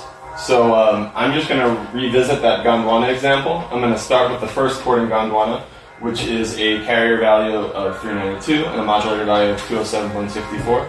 And I'm actually going to use the second chord of Gondwana, which we didn't really talk about. That has a carrier value of 587.22 and a modulator value of 207.64. And we're going to use 9 sidebands. So it's kind of hard to write that score, so I wrote it out right there. But we're going to do a gliss between those 2 chords. Okay, so that generates 37 chords, right? Again, not super usable or useful. So we really want to think about FM chords in this case. So I'm going to basically almost eliminate overtone chords from this by setting the subharmonic value to 1. So we're only going to get those if the fundamental is actually in this. And then for the roughness value, we're going to set it at 12 for the frequency modulation chords. So with those parameters, 7 chords are returned. So let's take a listen to that.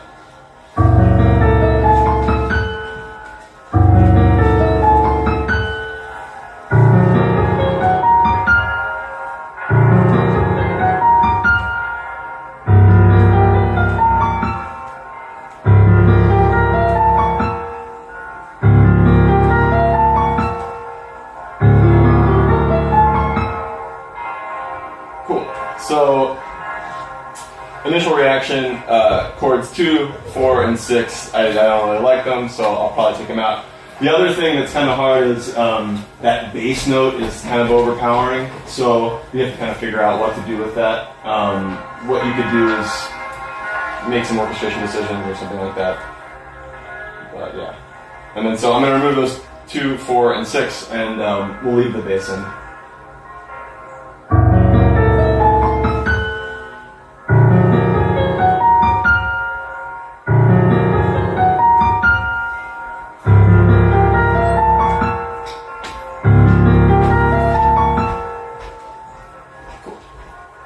Okay, so and then as the final experiment example, we're going to do Glissandi between FFT synthesized sounds. So we're going to use that classic Grise E2 trombone sample, and we'll use a bell sound.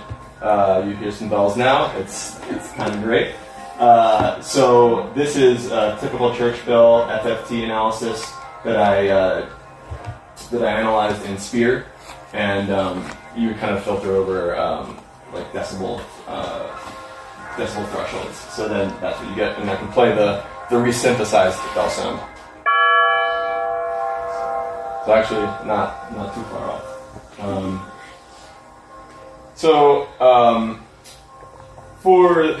We're going to use the E2 harmonic series.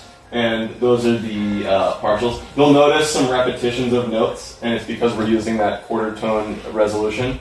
So it's kind of annoying in playback, but you have to do that to generate the glissandi. You wouldn't actually orchestrate that probably when you did some compositional application.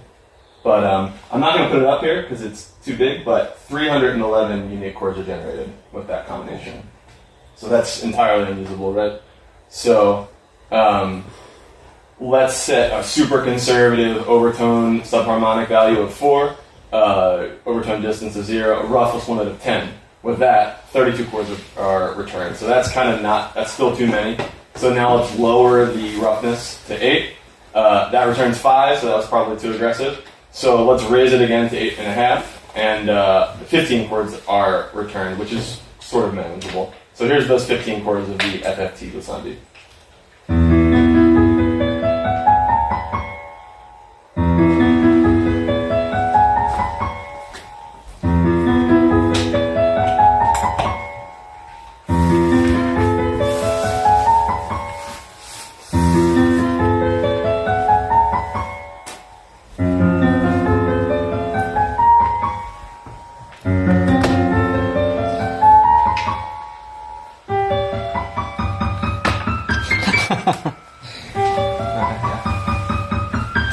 Here's our repetitive notes.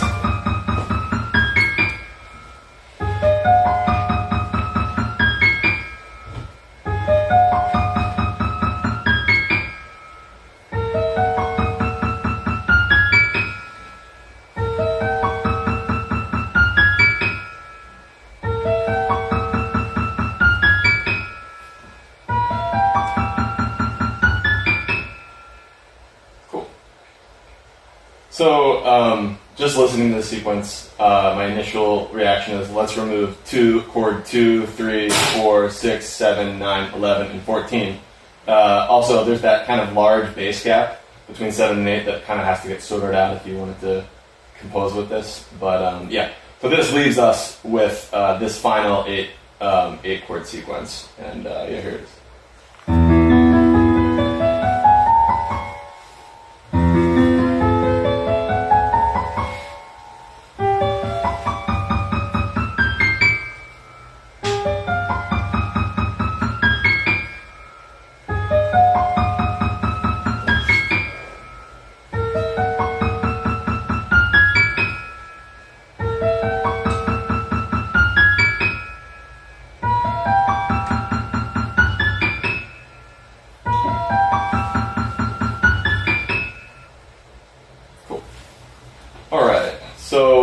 future work, kind of more extensive experimentation just with what we have already. I really want to relate the proportion of a given chord to its duration in a glissando structure. So, for example, if the first filtered chord happens at 3/4 of the way through the glissandi, you kind of want to represent that somehow in durations. I had that in an earlier example and then had to remove it for performance reasons. We'd like to have an auto-mapping glissandi to avoid voice crossing. Right now I have to do that manually. I want to deal with amplitude envelopes. They're kind of put aside in this, and so yeah, it'd be great to introduce that. Want to experiment with different procedural note sequence comparisons, so not just glissandi at some point. Maybe you can think of other ways to generate note sequences. I want to add more filter types, like cluster chords is the first one that comes to mind. And then kind of software performance, I'm going to do operations on the entire sequence rather than chord for chord. And then probably also do some pre-computing of overtone chords, so just it's faster. The library is pretty fast, but it can always be faster, right? So yeah, and yeah, thank you very much.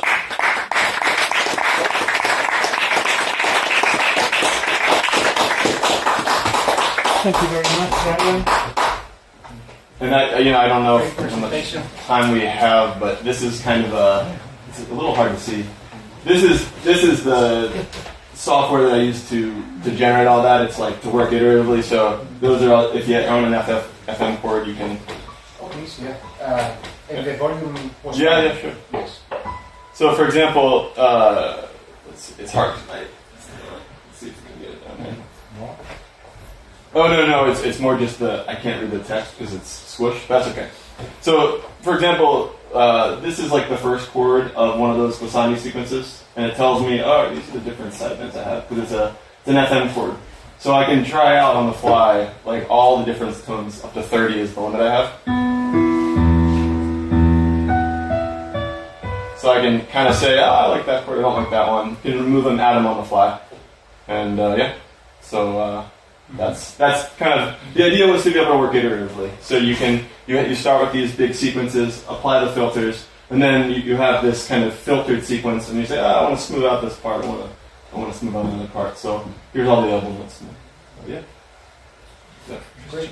Okay, questions. We have nearly 10 minutes for questions. You, please. So, thank you for the beautiful lecture. The interview is a really interesting topic. And the sound as well. I see overtone series kind of can be included in the FM harmony because the carrier modular, if we say like modular is like a same as carrier, just has an infinite multiple. So when you analyze your lot of glissandi chord created by these two more linearly progressive harmony, were there any motions of the carrier modular movement? Were they moving linearly or were they jumping around? It's a good question. I haven't really done a lot of formal analysis of that.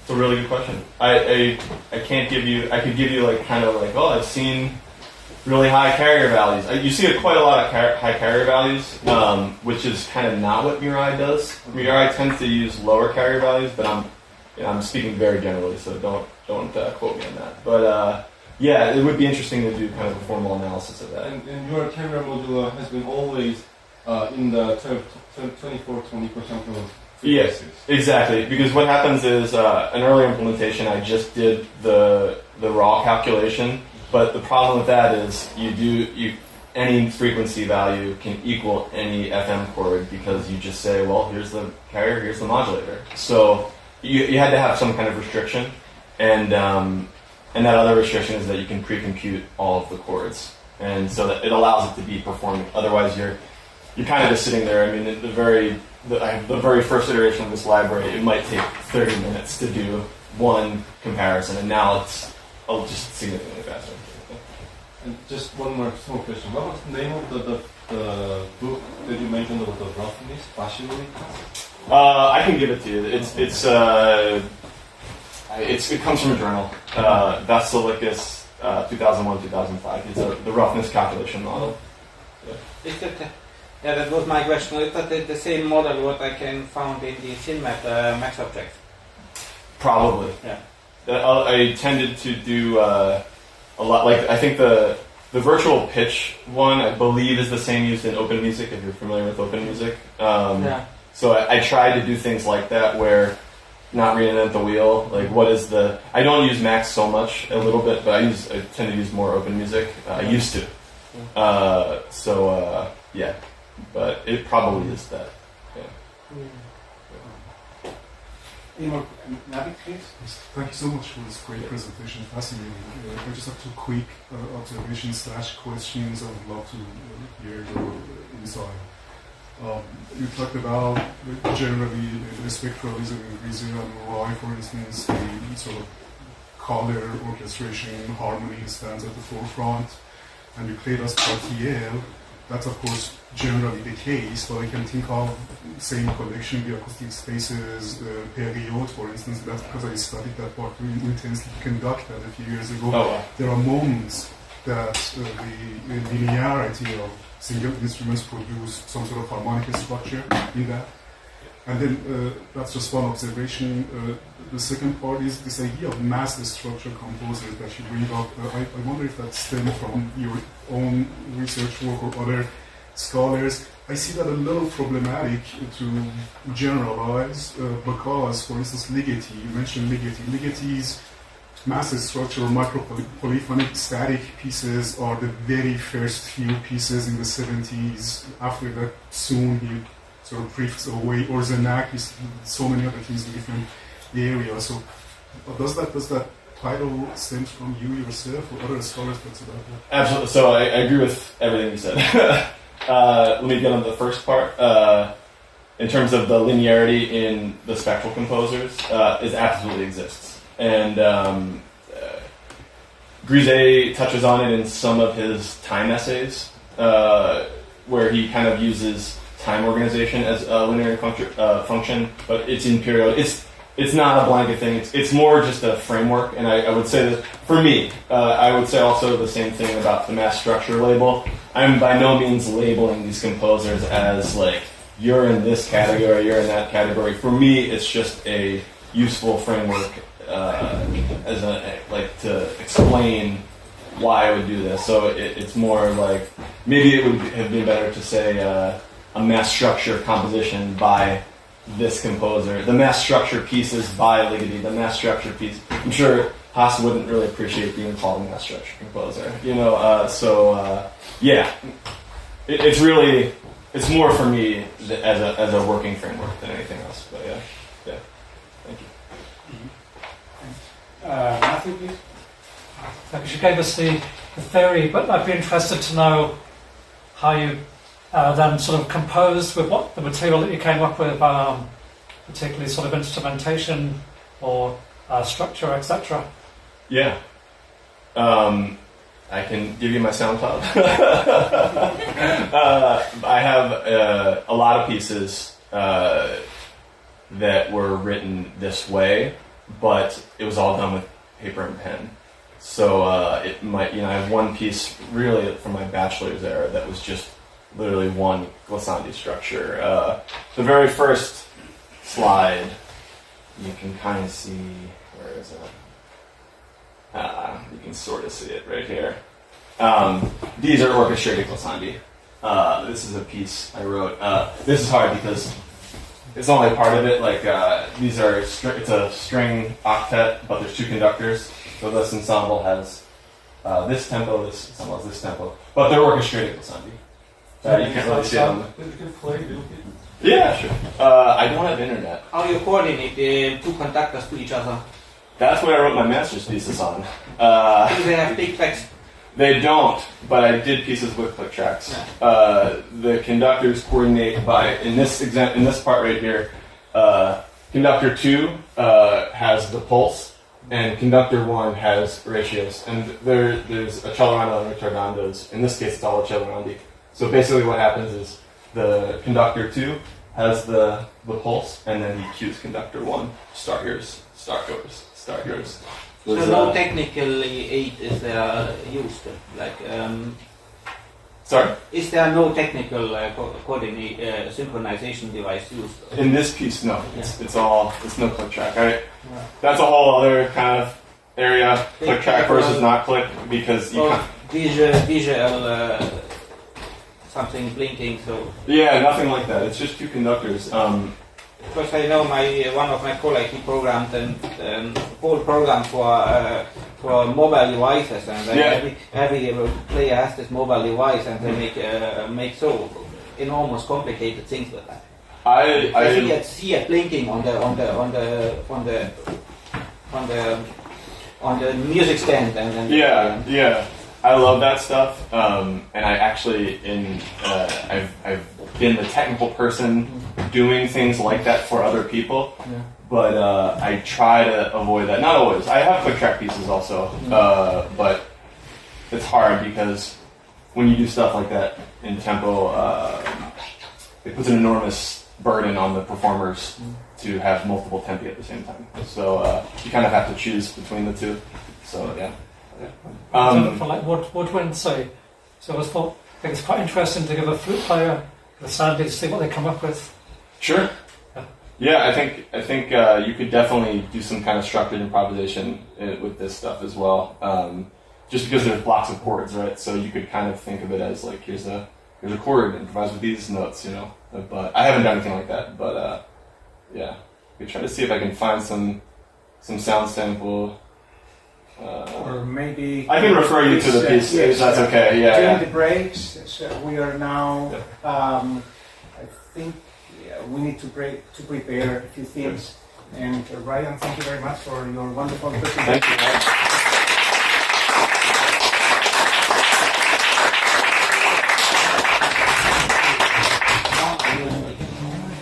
Okay, it is a big pleasure for me to present the last presentation of this blog on a Sunday morning.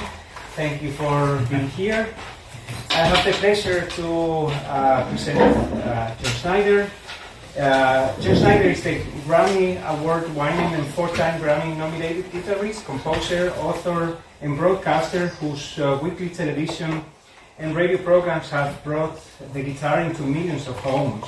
He holds a PhD in music and physics from the UC Cardiff, music degrees from the University of California and the Royal College of Music in London. And he's past president of the Guitar Foundation of America. He has released over 20 CDs and written dozens of articles on the guitar, while his contemporary guitar, his book, has become the standard text in the field. He has performed in Europe, Asia, and throughout North America, and has been featured by New Music America, the Da Camera Society, Southwest Chamber Music, New American Music Festival, the Los Angeles Philharmonic, San Francisco Symphony, Other Minds, and the BBC. He's the founding artistic director of Microfest in California, the music ensembles Just Strings, Parch Ensemble, and founder of the Microfest Records, while his recordings can be found on The Bridge, Cambria, etc., Innova, Microfest Mode, New Albion, and Pitch record labels. He can be heard weekly on Pacifica Radio's The Global Village. More at johnschneider.la. Please welcome Mr.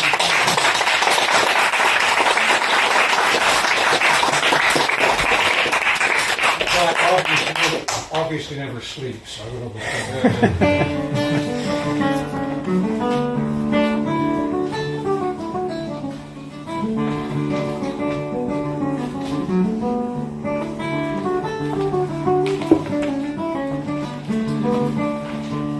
Thus began the concert last night with a genre, right?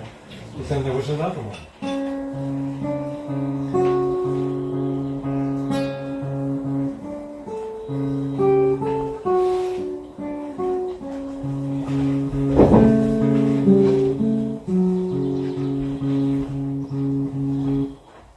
Possibly be a genre.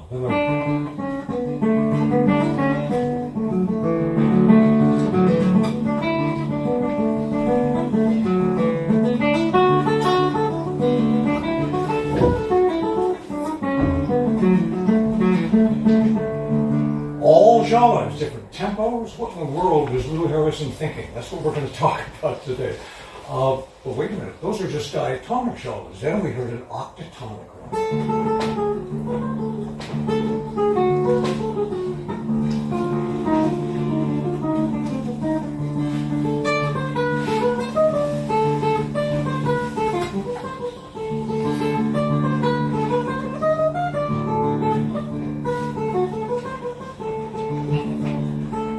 So what giallos obviously have in common is a repeated drone that goes on in the background. Now traditionally it's spelled differently, J-H-A-L-A, that's the proper, and Lou, for some reason, respelled it the same way he sort of took that tradition and did something else with it.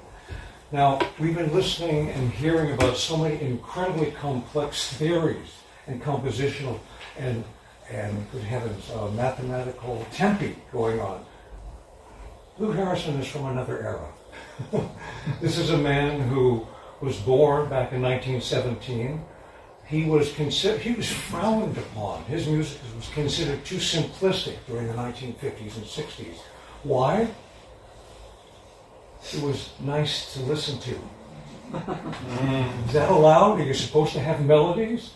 No, not that. And Lou basically said, I'm going to do what I want to do. In fact, he moved to New York, he got involved with the New York scene, he had a nervous breakdown because of all that tension, and said, I'm out. And he moved back to the West Coast in a little tiny town outside of Santa Cruz, and just basically wrote music for his friends and himself. He was insulated, he's self-insulated in a very popular way. The importance of his spending time in San Francisco in the 1930s, he took a class called The Musics of the World by Henry Cowell. And he was introduced to gamelan, to Korean music, to Japanese music, and it definitely changed his life. In the early 1950s, he started writing pseudo-gamelan music for Western instruments. And again, kept borrowing from these different traditions. This is the 21st century. We're not supposed to borrow anymore, right? Isn't that called appropriation, cultural appropriation? Okay, well, that's a whole other story that we're not going to get into. Do know that Lou looked these traditions straight in the eye and said, oh, I like that bit. Ooh, what about that? I'll take that one too. And just had a great time with it. So those giallos, for example, a giallo in Indian music is supposed to be fast. What's he doing making it? Actually, there's another giallo he wrote where the drone doesn't even drone. The drone is staccato.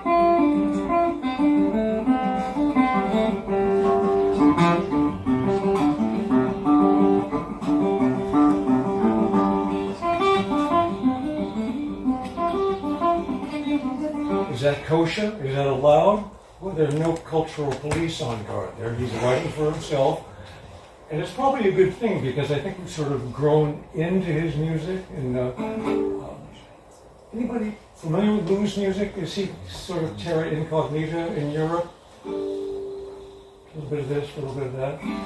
Well, let me introduce you to this piece, which I played last night, of course, the Serenade. And you'll notice it says for guitar and optional percussion.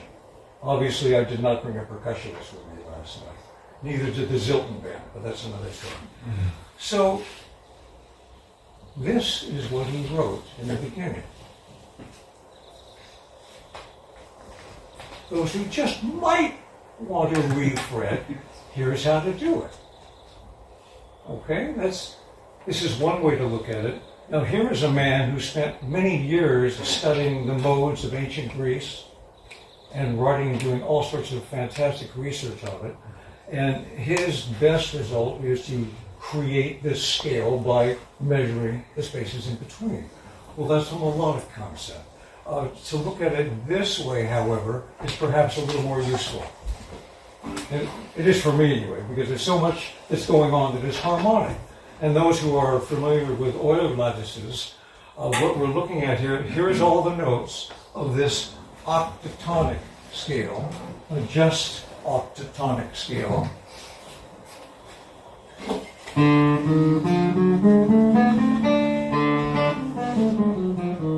Half step, whole step, half step, whole step, up, all the way through.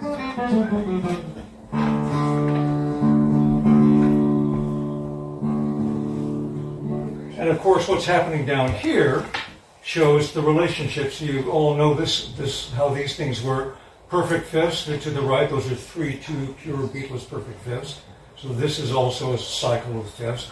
Upwards is up a 5/4, a major third, a pure major third, down a 5/4.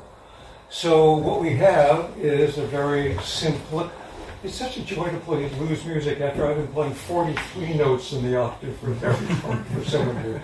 Only 12? Ah, thank you. So he uses it in interesting ways, of course. One of the things, you get lots of nice major thirds. Right?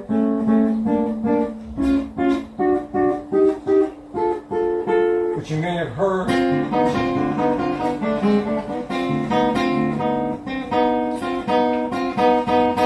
that's one honking there. So what is that? That's a B to E flat. Wait a minute, a major third is a B to D sharp. Is the E flat out of tune? Doesn't look like it. It's supposed to be pure to the G. It is. And the E flat, pure as the driven step, right? But then when you, no, it's a diminished fourth. Diminished fourth. Whoa, whoa. And he, in fact, this was his favorite part of the entire piece. He loved those intervals.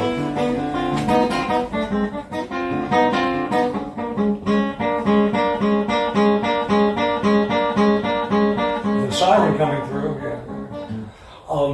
Lou's piano concerto also used a completely different tuning system. Kernberger number 2, not number 3. But there were, I think, only 4 5/4s in it, but there were a lot of very flat fifths in it. And when I asked him about it, he said, I thought you were all about pure intervals here. John, we have to have, those, I call those gutsy fifths. I thought they were out of tune. No, they're gutsy, right? So it was really something else. Just a quick one. Here's a close-up, of course. There's the structural units. There's the 1/1, of course, is a D in this. And of course, last night he had luxuriated in that. Now, that's been taken from Indian music.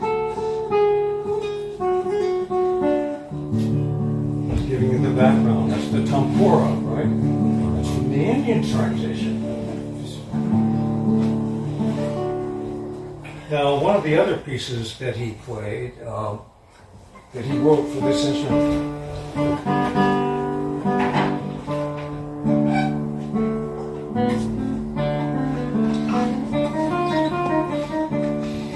we heard that usul last night.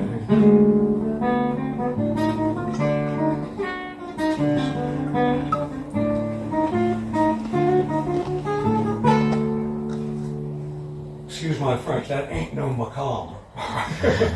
That is definitely him matching two different concepts. This is his scale, but he's borrowing the structure. And in fact, he did that a couple of times. Let's take a look also. So here it is. There's the beginning of it. By the way, I must have been drunk when I made this. It's actually an 11 beat. Not. Last time I checked, 3 plus 2 plus 4 plus 2 is not 10. Sorry about that. But, so that same piece, remember this is pieces for also with percussion.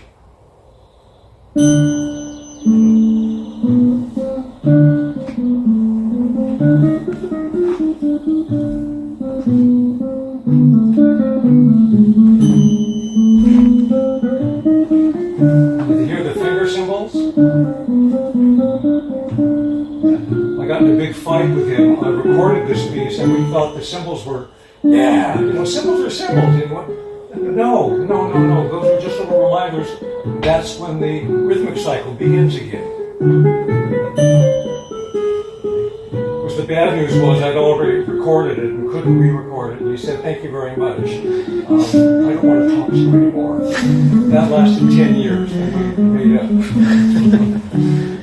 So this is very clearly much more Middle Eastern, yeah? And by the way, as you read in the program, Sinan, one of the great Muslim architects, fabulous. I had a wonderful opportunity to play this in Istanbul a couple of years ago. Just nice, bringing it all home. You're counting, aren't you? Yeah, it's a little bit. Wonderful. So another one of his pieces, what he ended up doing, this instrument, which some of you saw last night, is known as the guitar with interchangeable fingerboards. It's a magnetic fingerboard that one of the students in the San Francisco Conservatory in the 1970s invented.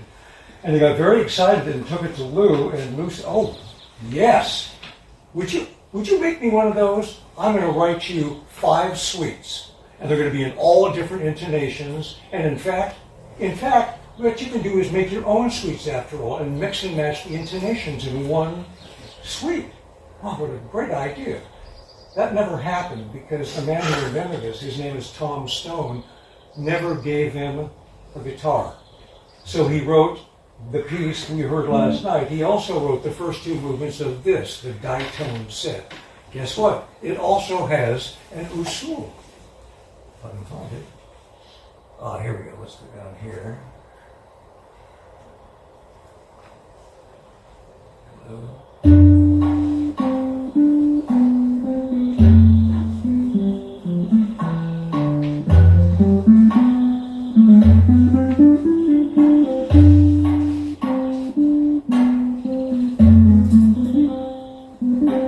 Same story. Different structure, however. He begins with a 20-beat cycle. That is correct, by the way. And then he changes it a little bit later. Now, you're not supposed to do that in traditional music. You stick with the cycle. That's the story. Not Lou. He said, I'm going to do something else for a while. And he went to a 22-beat cycle and then came back again in an A-B-A structure. How Western can you get, right? So again, mixing and matching.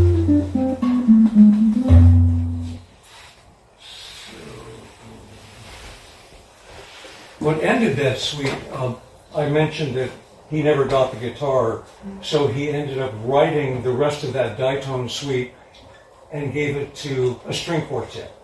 And that's his string quartet set. So years later I said, Lou, can I have it back again? Do you mind if I arrange it back to guitar? And he said, no, please go ahead. So here he is. This isn't a Stompi, but that is just showing you what he loves to do. What kind of medieval structure is a Stompi? Lou often said, East, West. No. You do know that Europe is just Western Asia. Thank you, Lou.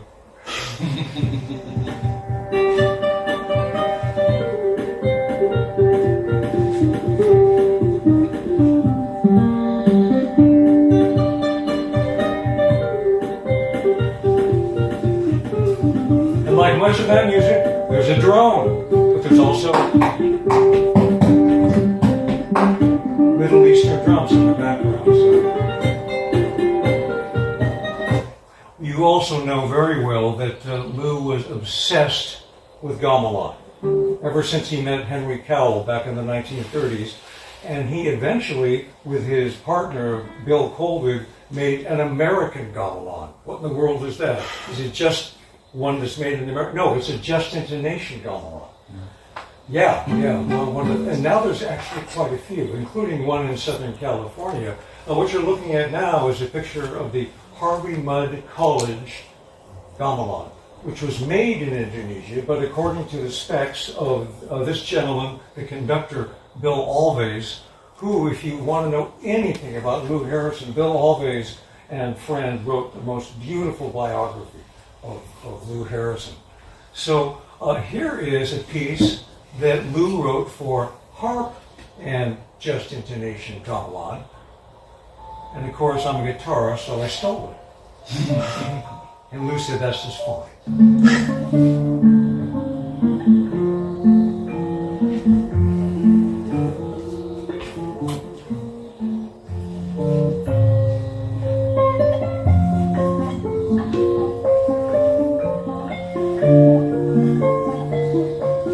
There's a pretty righteous septimal interval coming up. Wait for it.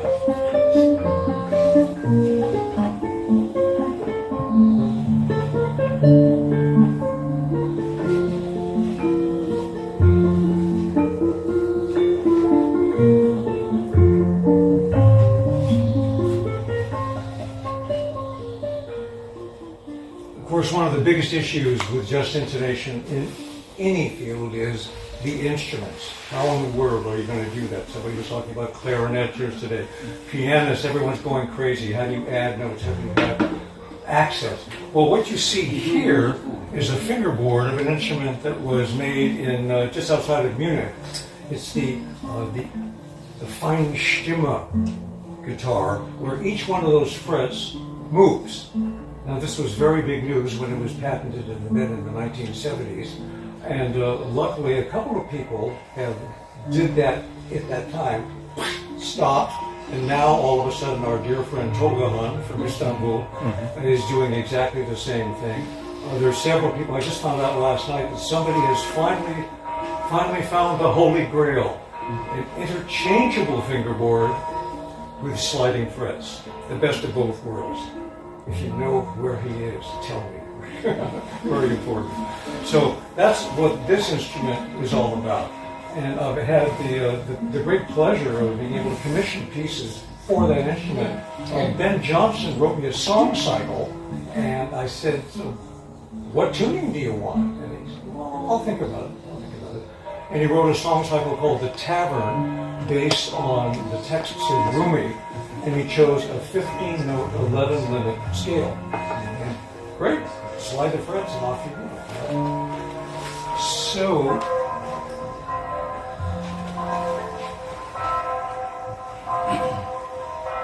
are they in tune?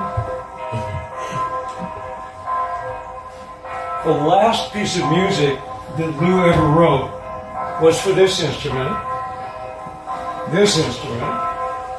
And again, if you had any time to read the program notes, I know it wasn't very easy last night, but the piece that I played, that Scenes from Nek Chand, is based on a 6-note mode. Why would anybody want to limit themselves to 6 notes? And Lou said it was very simple. He's been playing gamelan music, the different pedals and slendros. It's a limited source. This is also a man, you have to remember, who studied with Arnold Schoenberg in the 1940s in Los Angeles. So he knew about structures and about limitations. So we thought, wouldn't that be fun if I wrote a piece with just 6 notes in it? So what are those notes? He decided that, he discovered that the 6th, 7th, 8th, 9th, 10th, 11th, and then 12th is the only 6-note mode in the overtone series. So we thought, oh, great, I'll do that, right? So,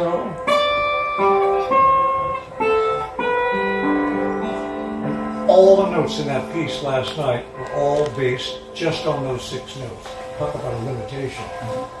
Are you done yet?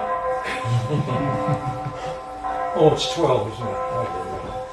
Can you still hear these notes over that? Okay, good. So it's fascinating. In the opening movement, he's basically introducing you to that 11th harmonic. He's not introducing it to you. He's rubbing your nose in it. He's basically saying, take this. This is good for you. And after a while,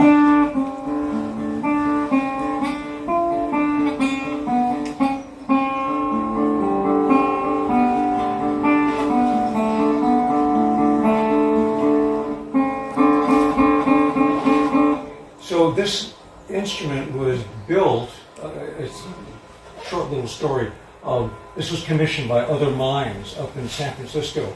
And I was at a Parch conference with Lou 2 months before the premiere, and he pulled me over, he said, John, I need your help. I said, what? Well, I wrote this piece for guitar, and I said, what? And you didn't tell me? Well, it's for 6 notes on the overtone series, and the guy who's doing it is going to play it in equal temperament. What do? Number one, send me the piece, and I got in touch with the national company, and now this instrument is well, it used to be available. That's another long story. But here we go. But there's only 6 notes on the piece. Am I really going to spend all that money to commission an instrument with 6 notes in it, 6 bar? And the answer was no. So what I ended up doing is talking to a couple of people, Terry Riley in particular. So what we have is not only the of the G, but we also have it also of the D.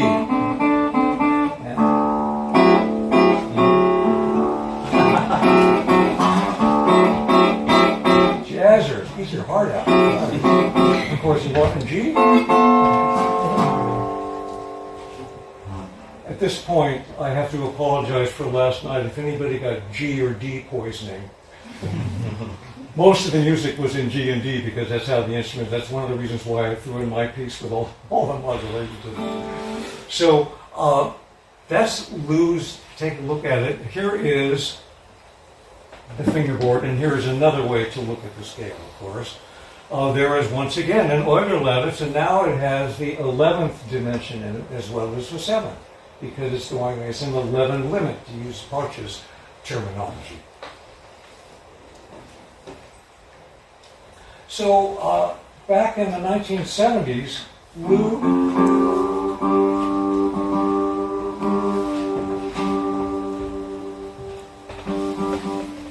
wrote an opera, a gay opera, in 1971. Very big news. Lou was very out for a very long time, way before it was happening. How appropriate. Did anybody get run over by the gay pride parade yesterday? So he wrote this amazing opera about, like the title says, young Caesar. Evidently when Caesar was very young, he was sent off to Bithynia. And they were a little looser with their morals there, and he had a love affair with the emperor. So Lou wrote some music. When he first arrived from Rome to Bithynia, he wrote palace music.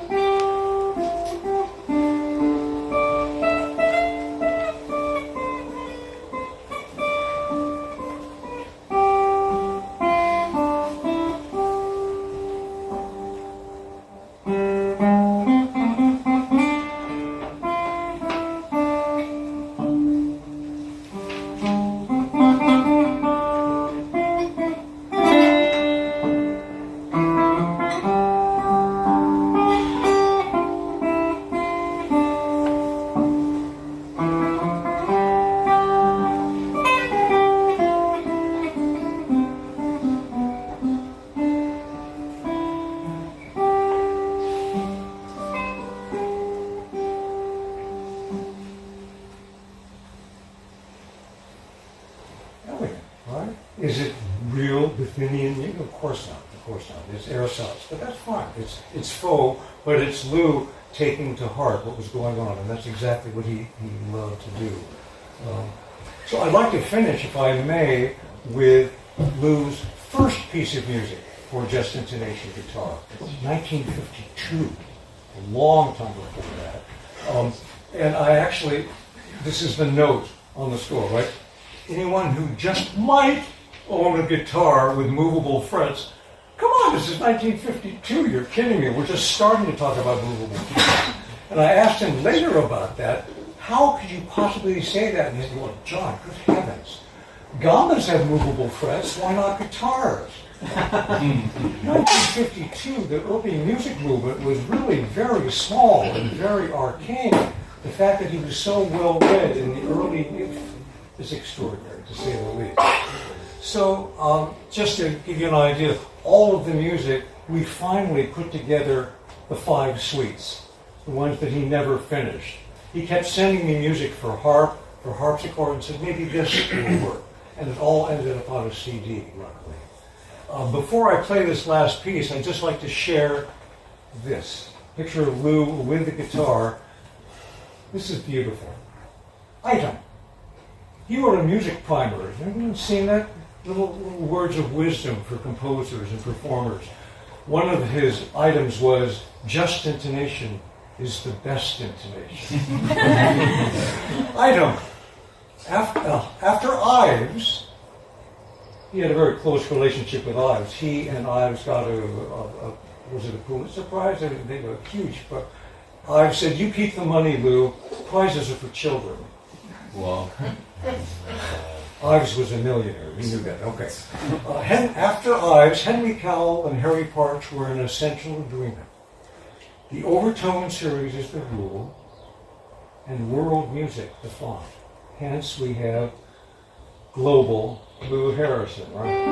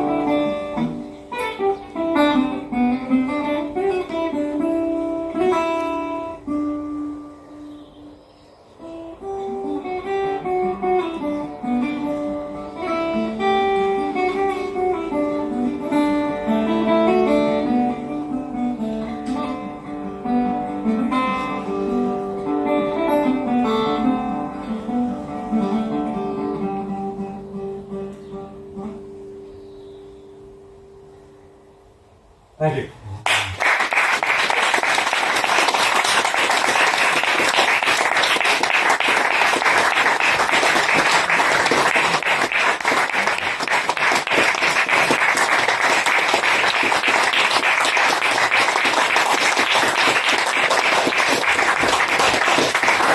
Thank you very much, dear John.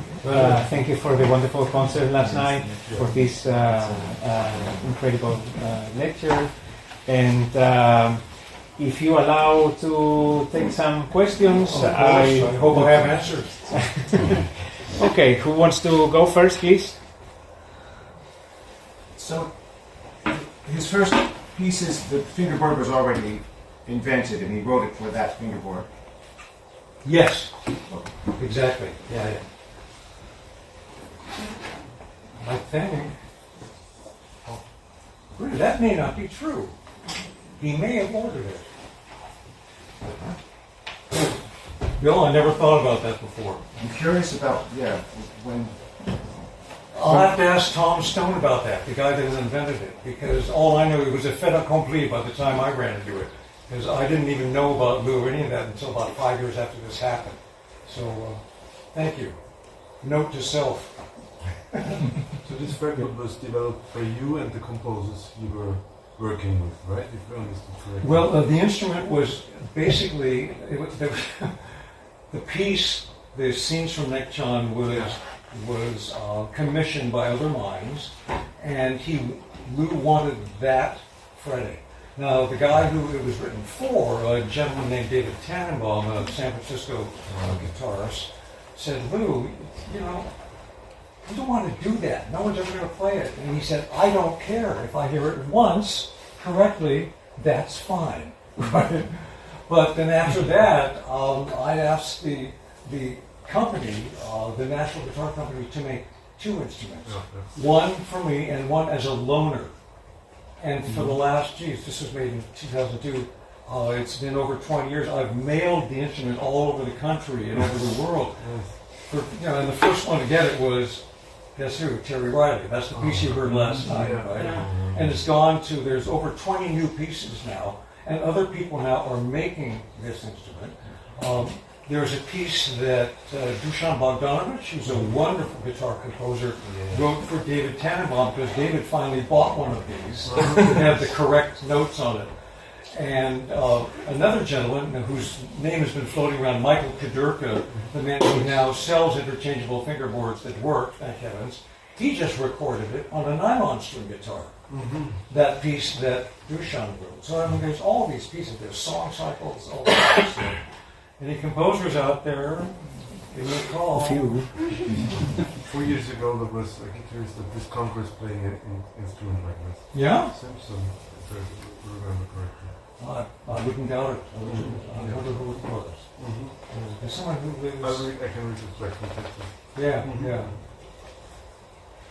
Sure. Is there any place that we can see the documentations or the specific,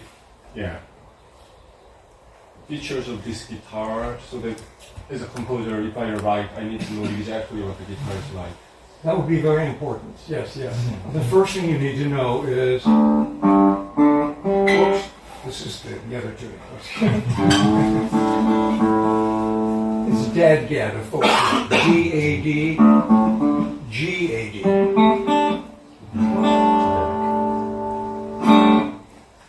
So when composers do, I send them a whole chart of every scale that starts on every pitch and take it from there. One gentleman, a Californian named Gary Eicher, said, well, that's interesting, but what would happen if I put a capo right here and retuned it? And he wrote fake Korean music. And it's really interesting. It's very good because, you know, why not, right? And there's a Elliot Simpson on Microfest Records did a whole album on this, a song cycle by... That's what I thought about. Oh, that was Elliot. It had to have been. Yeah, yeah. So, yeah, it's possible. Sir? Why the third fret is straight, and not broken? Why are they broken? Yeah, so all the other frets, with exception of the octave, they are adjusted like up and down. But yeah, well, you have to remember that these 3 strings are exactly the same, and these 2 strings are exactly the same. Yes. No, I mean this fret here. This fret is straight on this place, right? Yeah, how about that? Yeah. Because, let me see, of course, so is the 12th fret, and this one actually should be, but because of the issues, making a guitar is insane.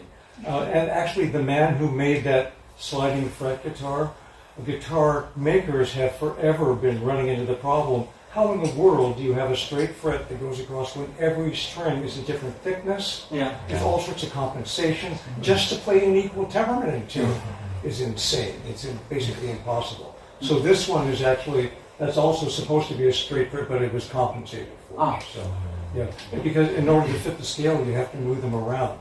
That's why that the gamelan one was just all crazy all over the place. So. Sure. It's such a pleasure to see you, Professor Schneider, here. I've been a fan of your recordings and writings for years. Probably it's a pure coincidence, but yes, last night I saw that, because you mentioned Tolga Hachoğlu, that his fingerboard, after years of work, is now commercially available. You can order that and get that. And I saw that finally. And I saw that the neck and the guitar themselves are going to be available soon. Yeah. That was just a side point because you mentioned him. May I ask a question about parts, pieces last night? Sure.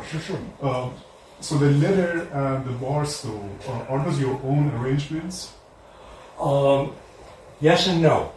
The Barstow, that's the original version. Oh, originally it was written for adapted The guitar. original and version then- was just guitar and voice. And then for chamber on some parts. And he reorchestrated it 3 times until the famous one, right?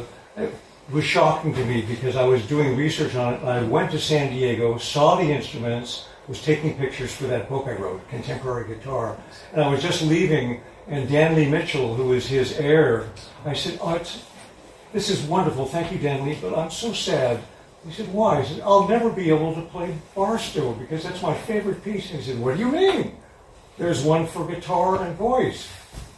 I didn't know that. And he went in the other room and took out this funky plywood case that was put together with shoelaces and had cigar stickers all over the front. That was the original manuscript. Yeah. So anyway, that was the original. Now the letter, that was an arrangement. And it's actually, and this is kind of inside baseball, but it's Dan Lee Mitchell approved. In the Parch world, that's a big thing, right? Because you're not supposed to mess with Parch.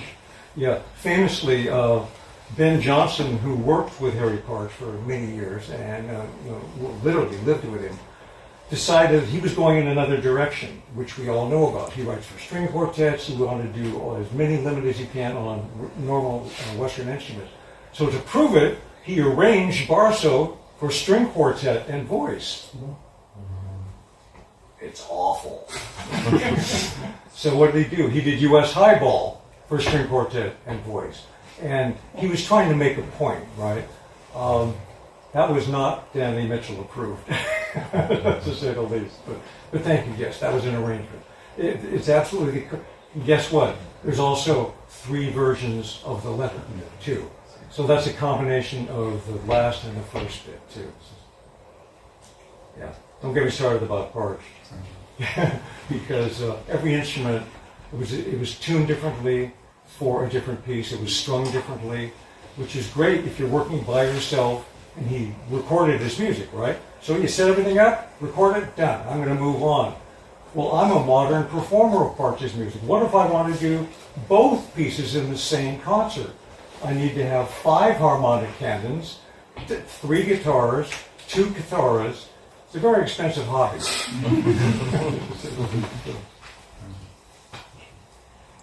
Okay, some more questions. The Parch guitar, actually, what you used playing that piece, it looked like the 3 strings are grouped together. Yes. So what he did, he took a regular 6-string guitar.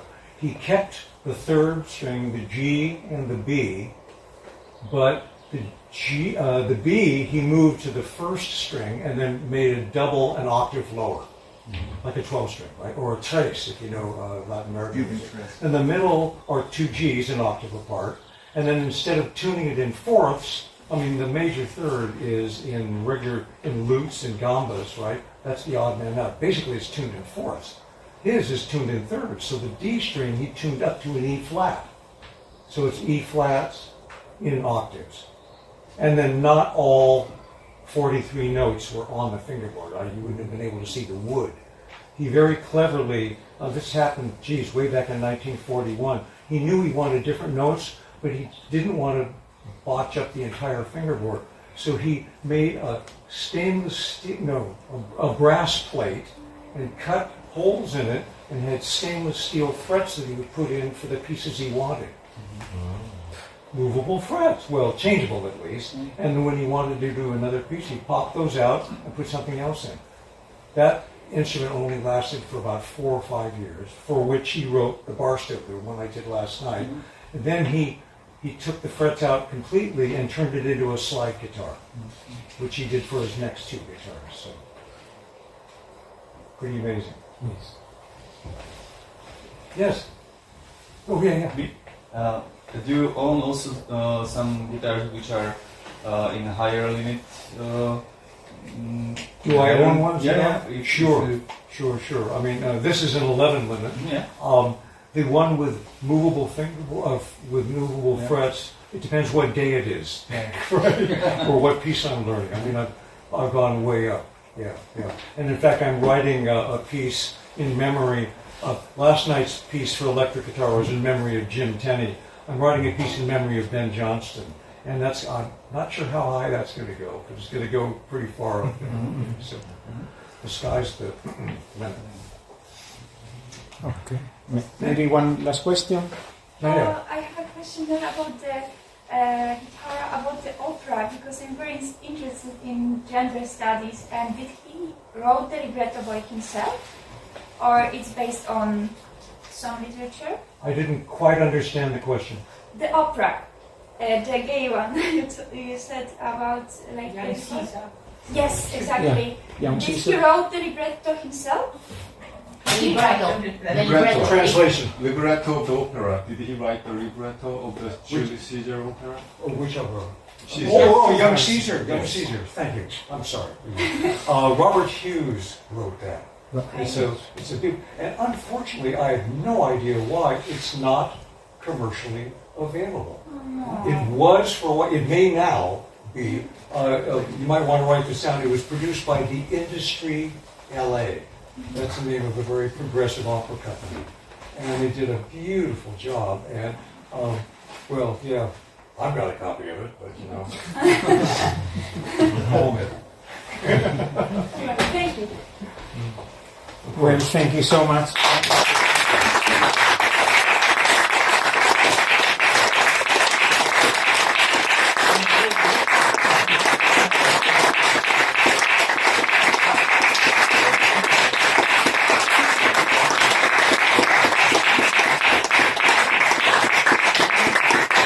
If you want to come look at the guitars, if you didn't last night, they're here.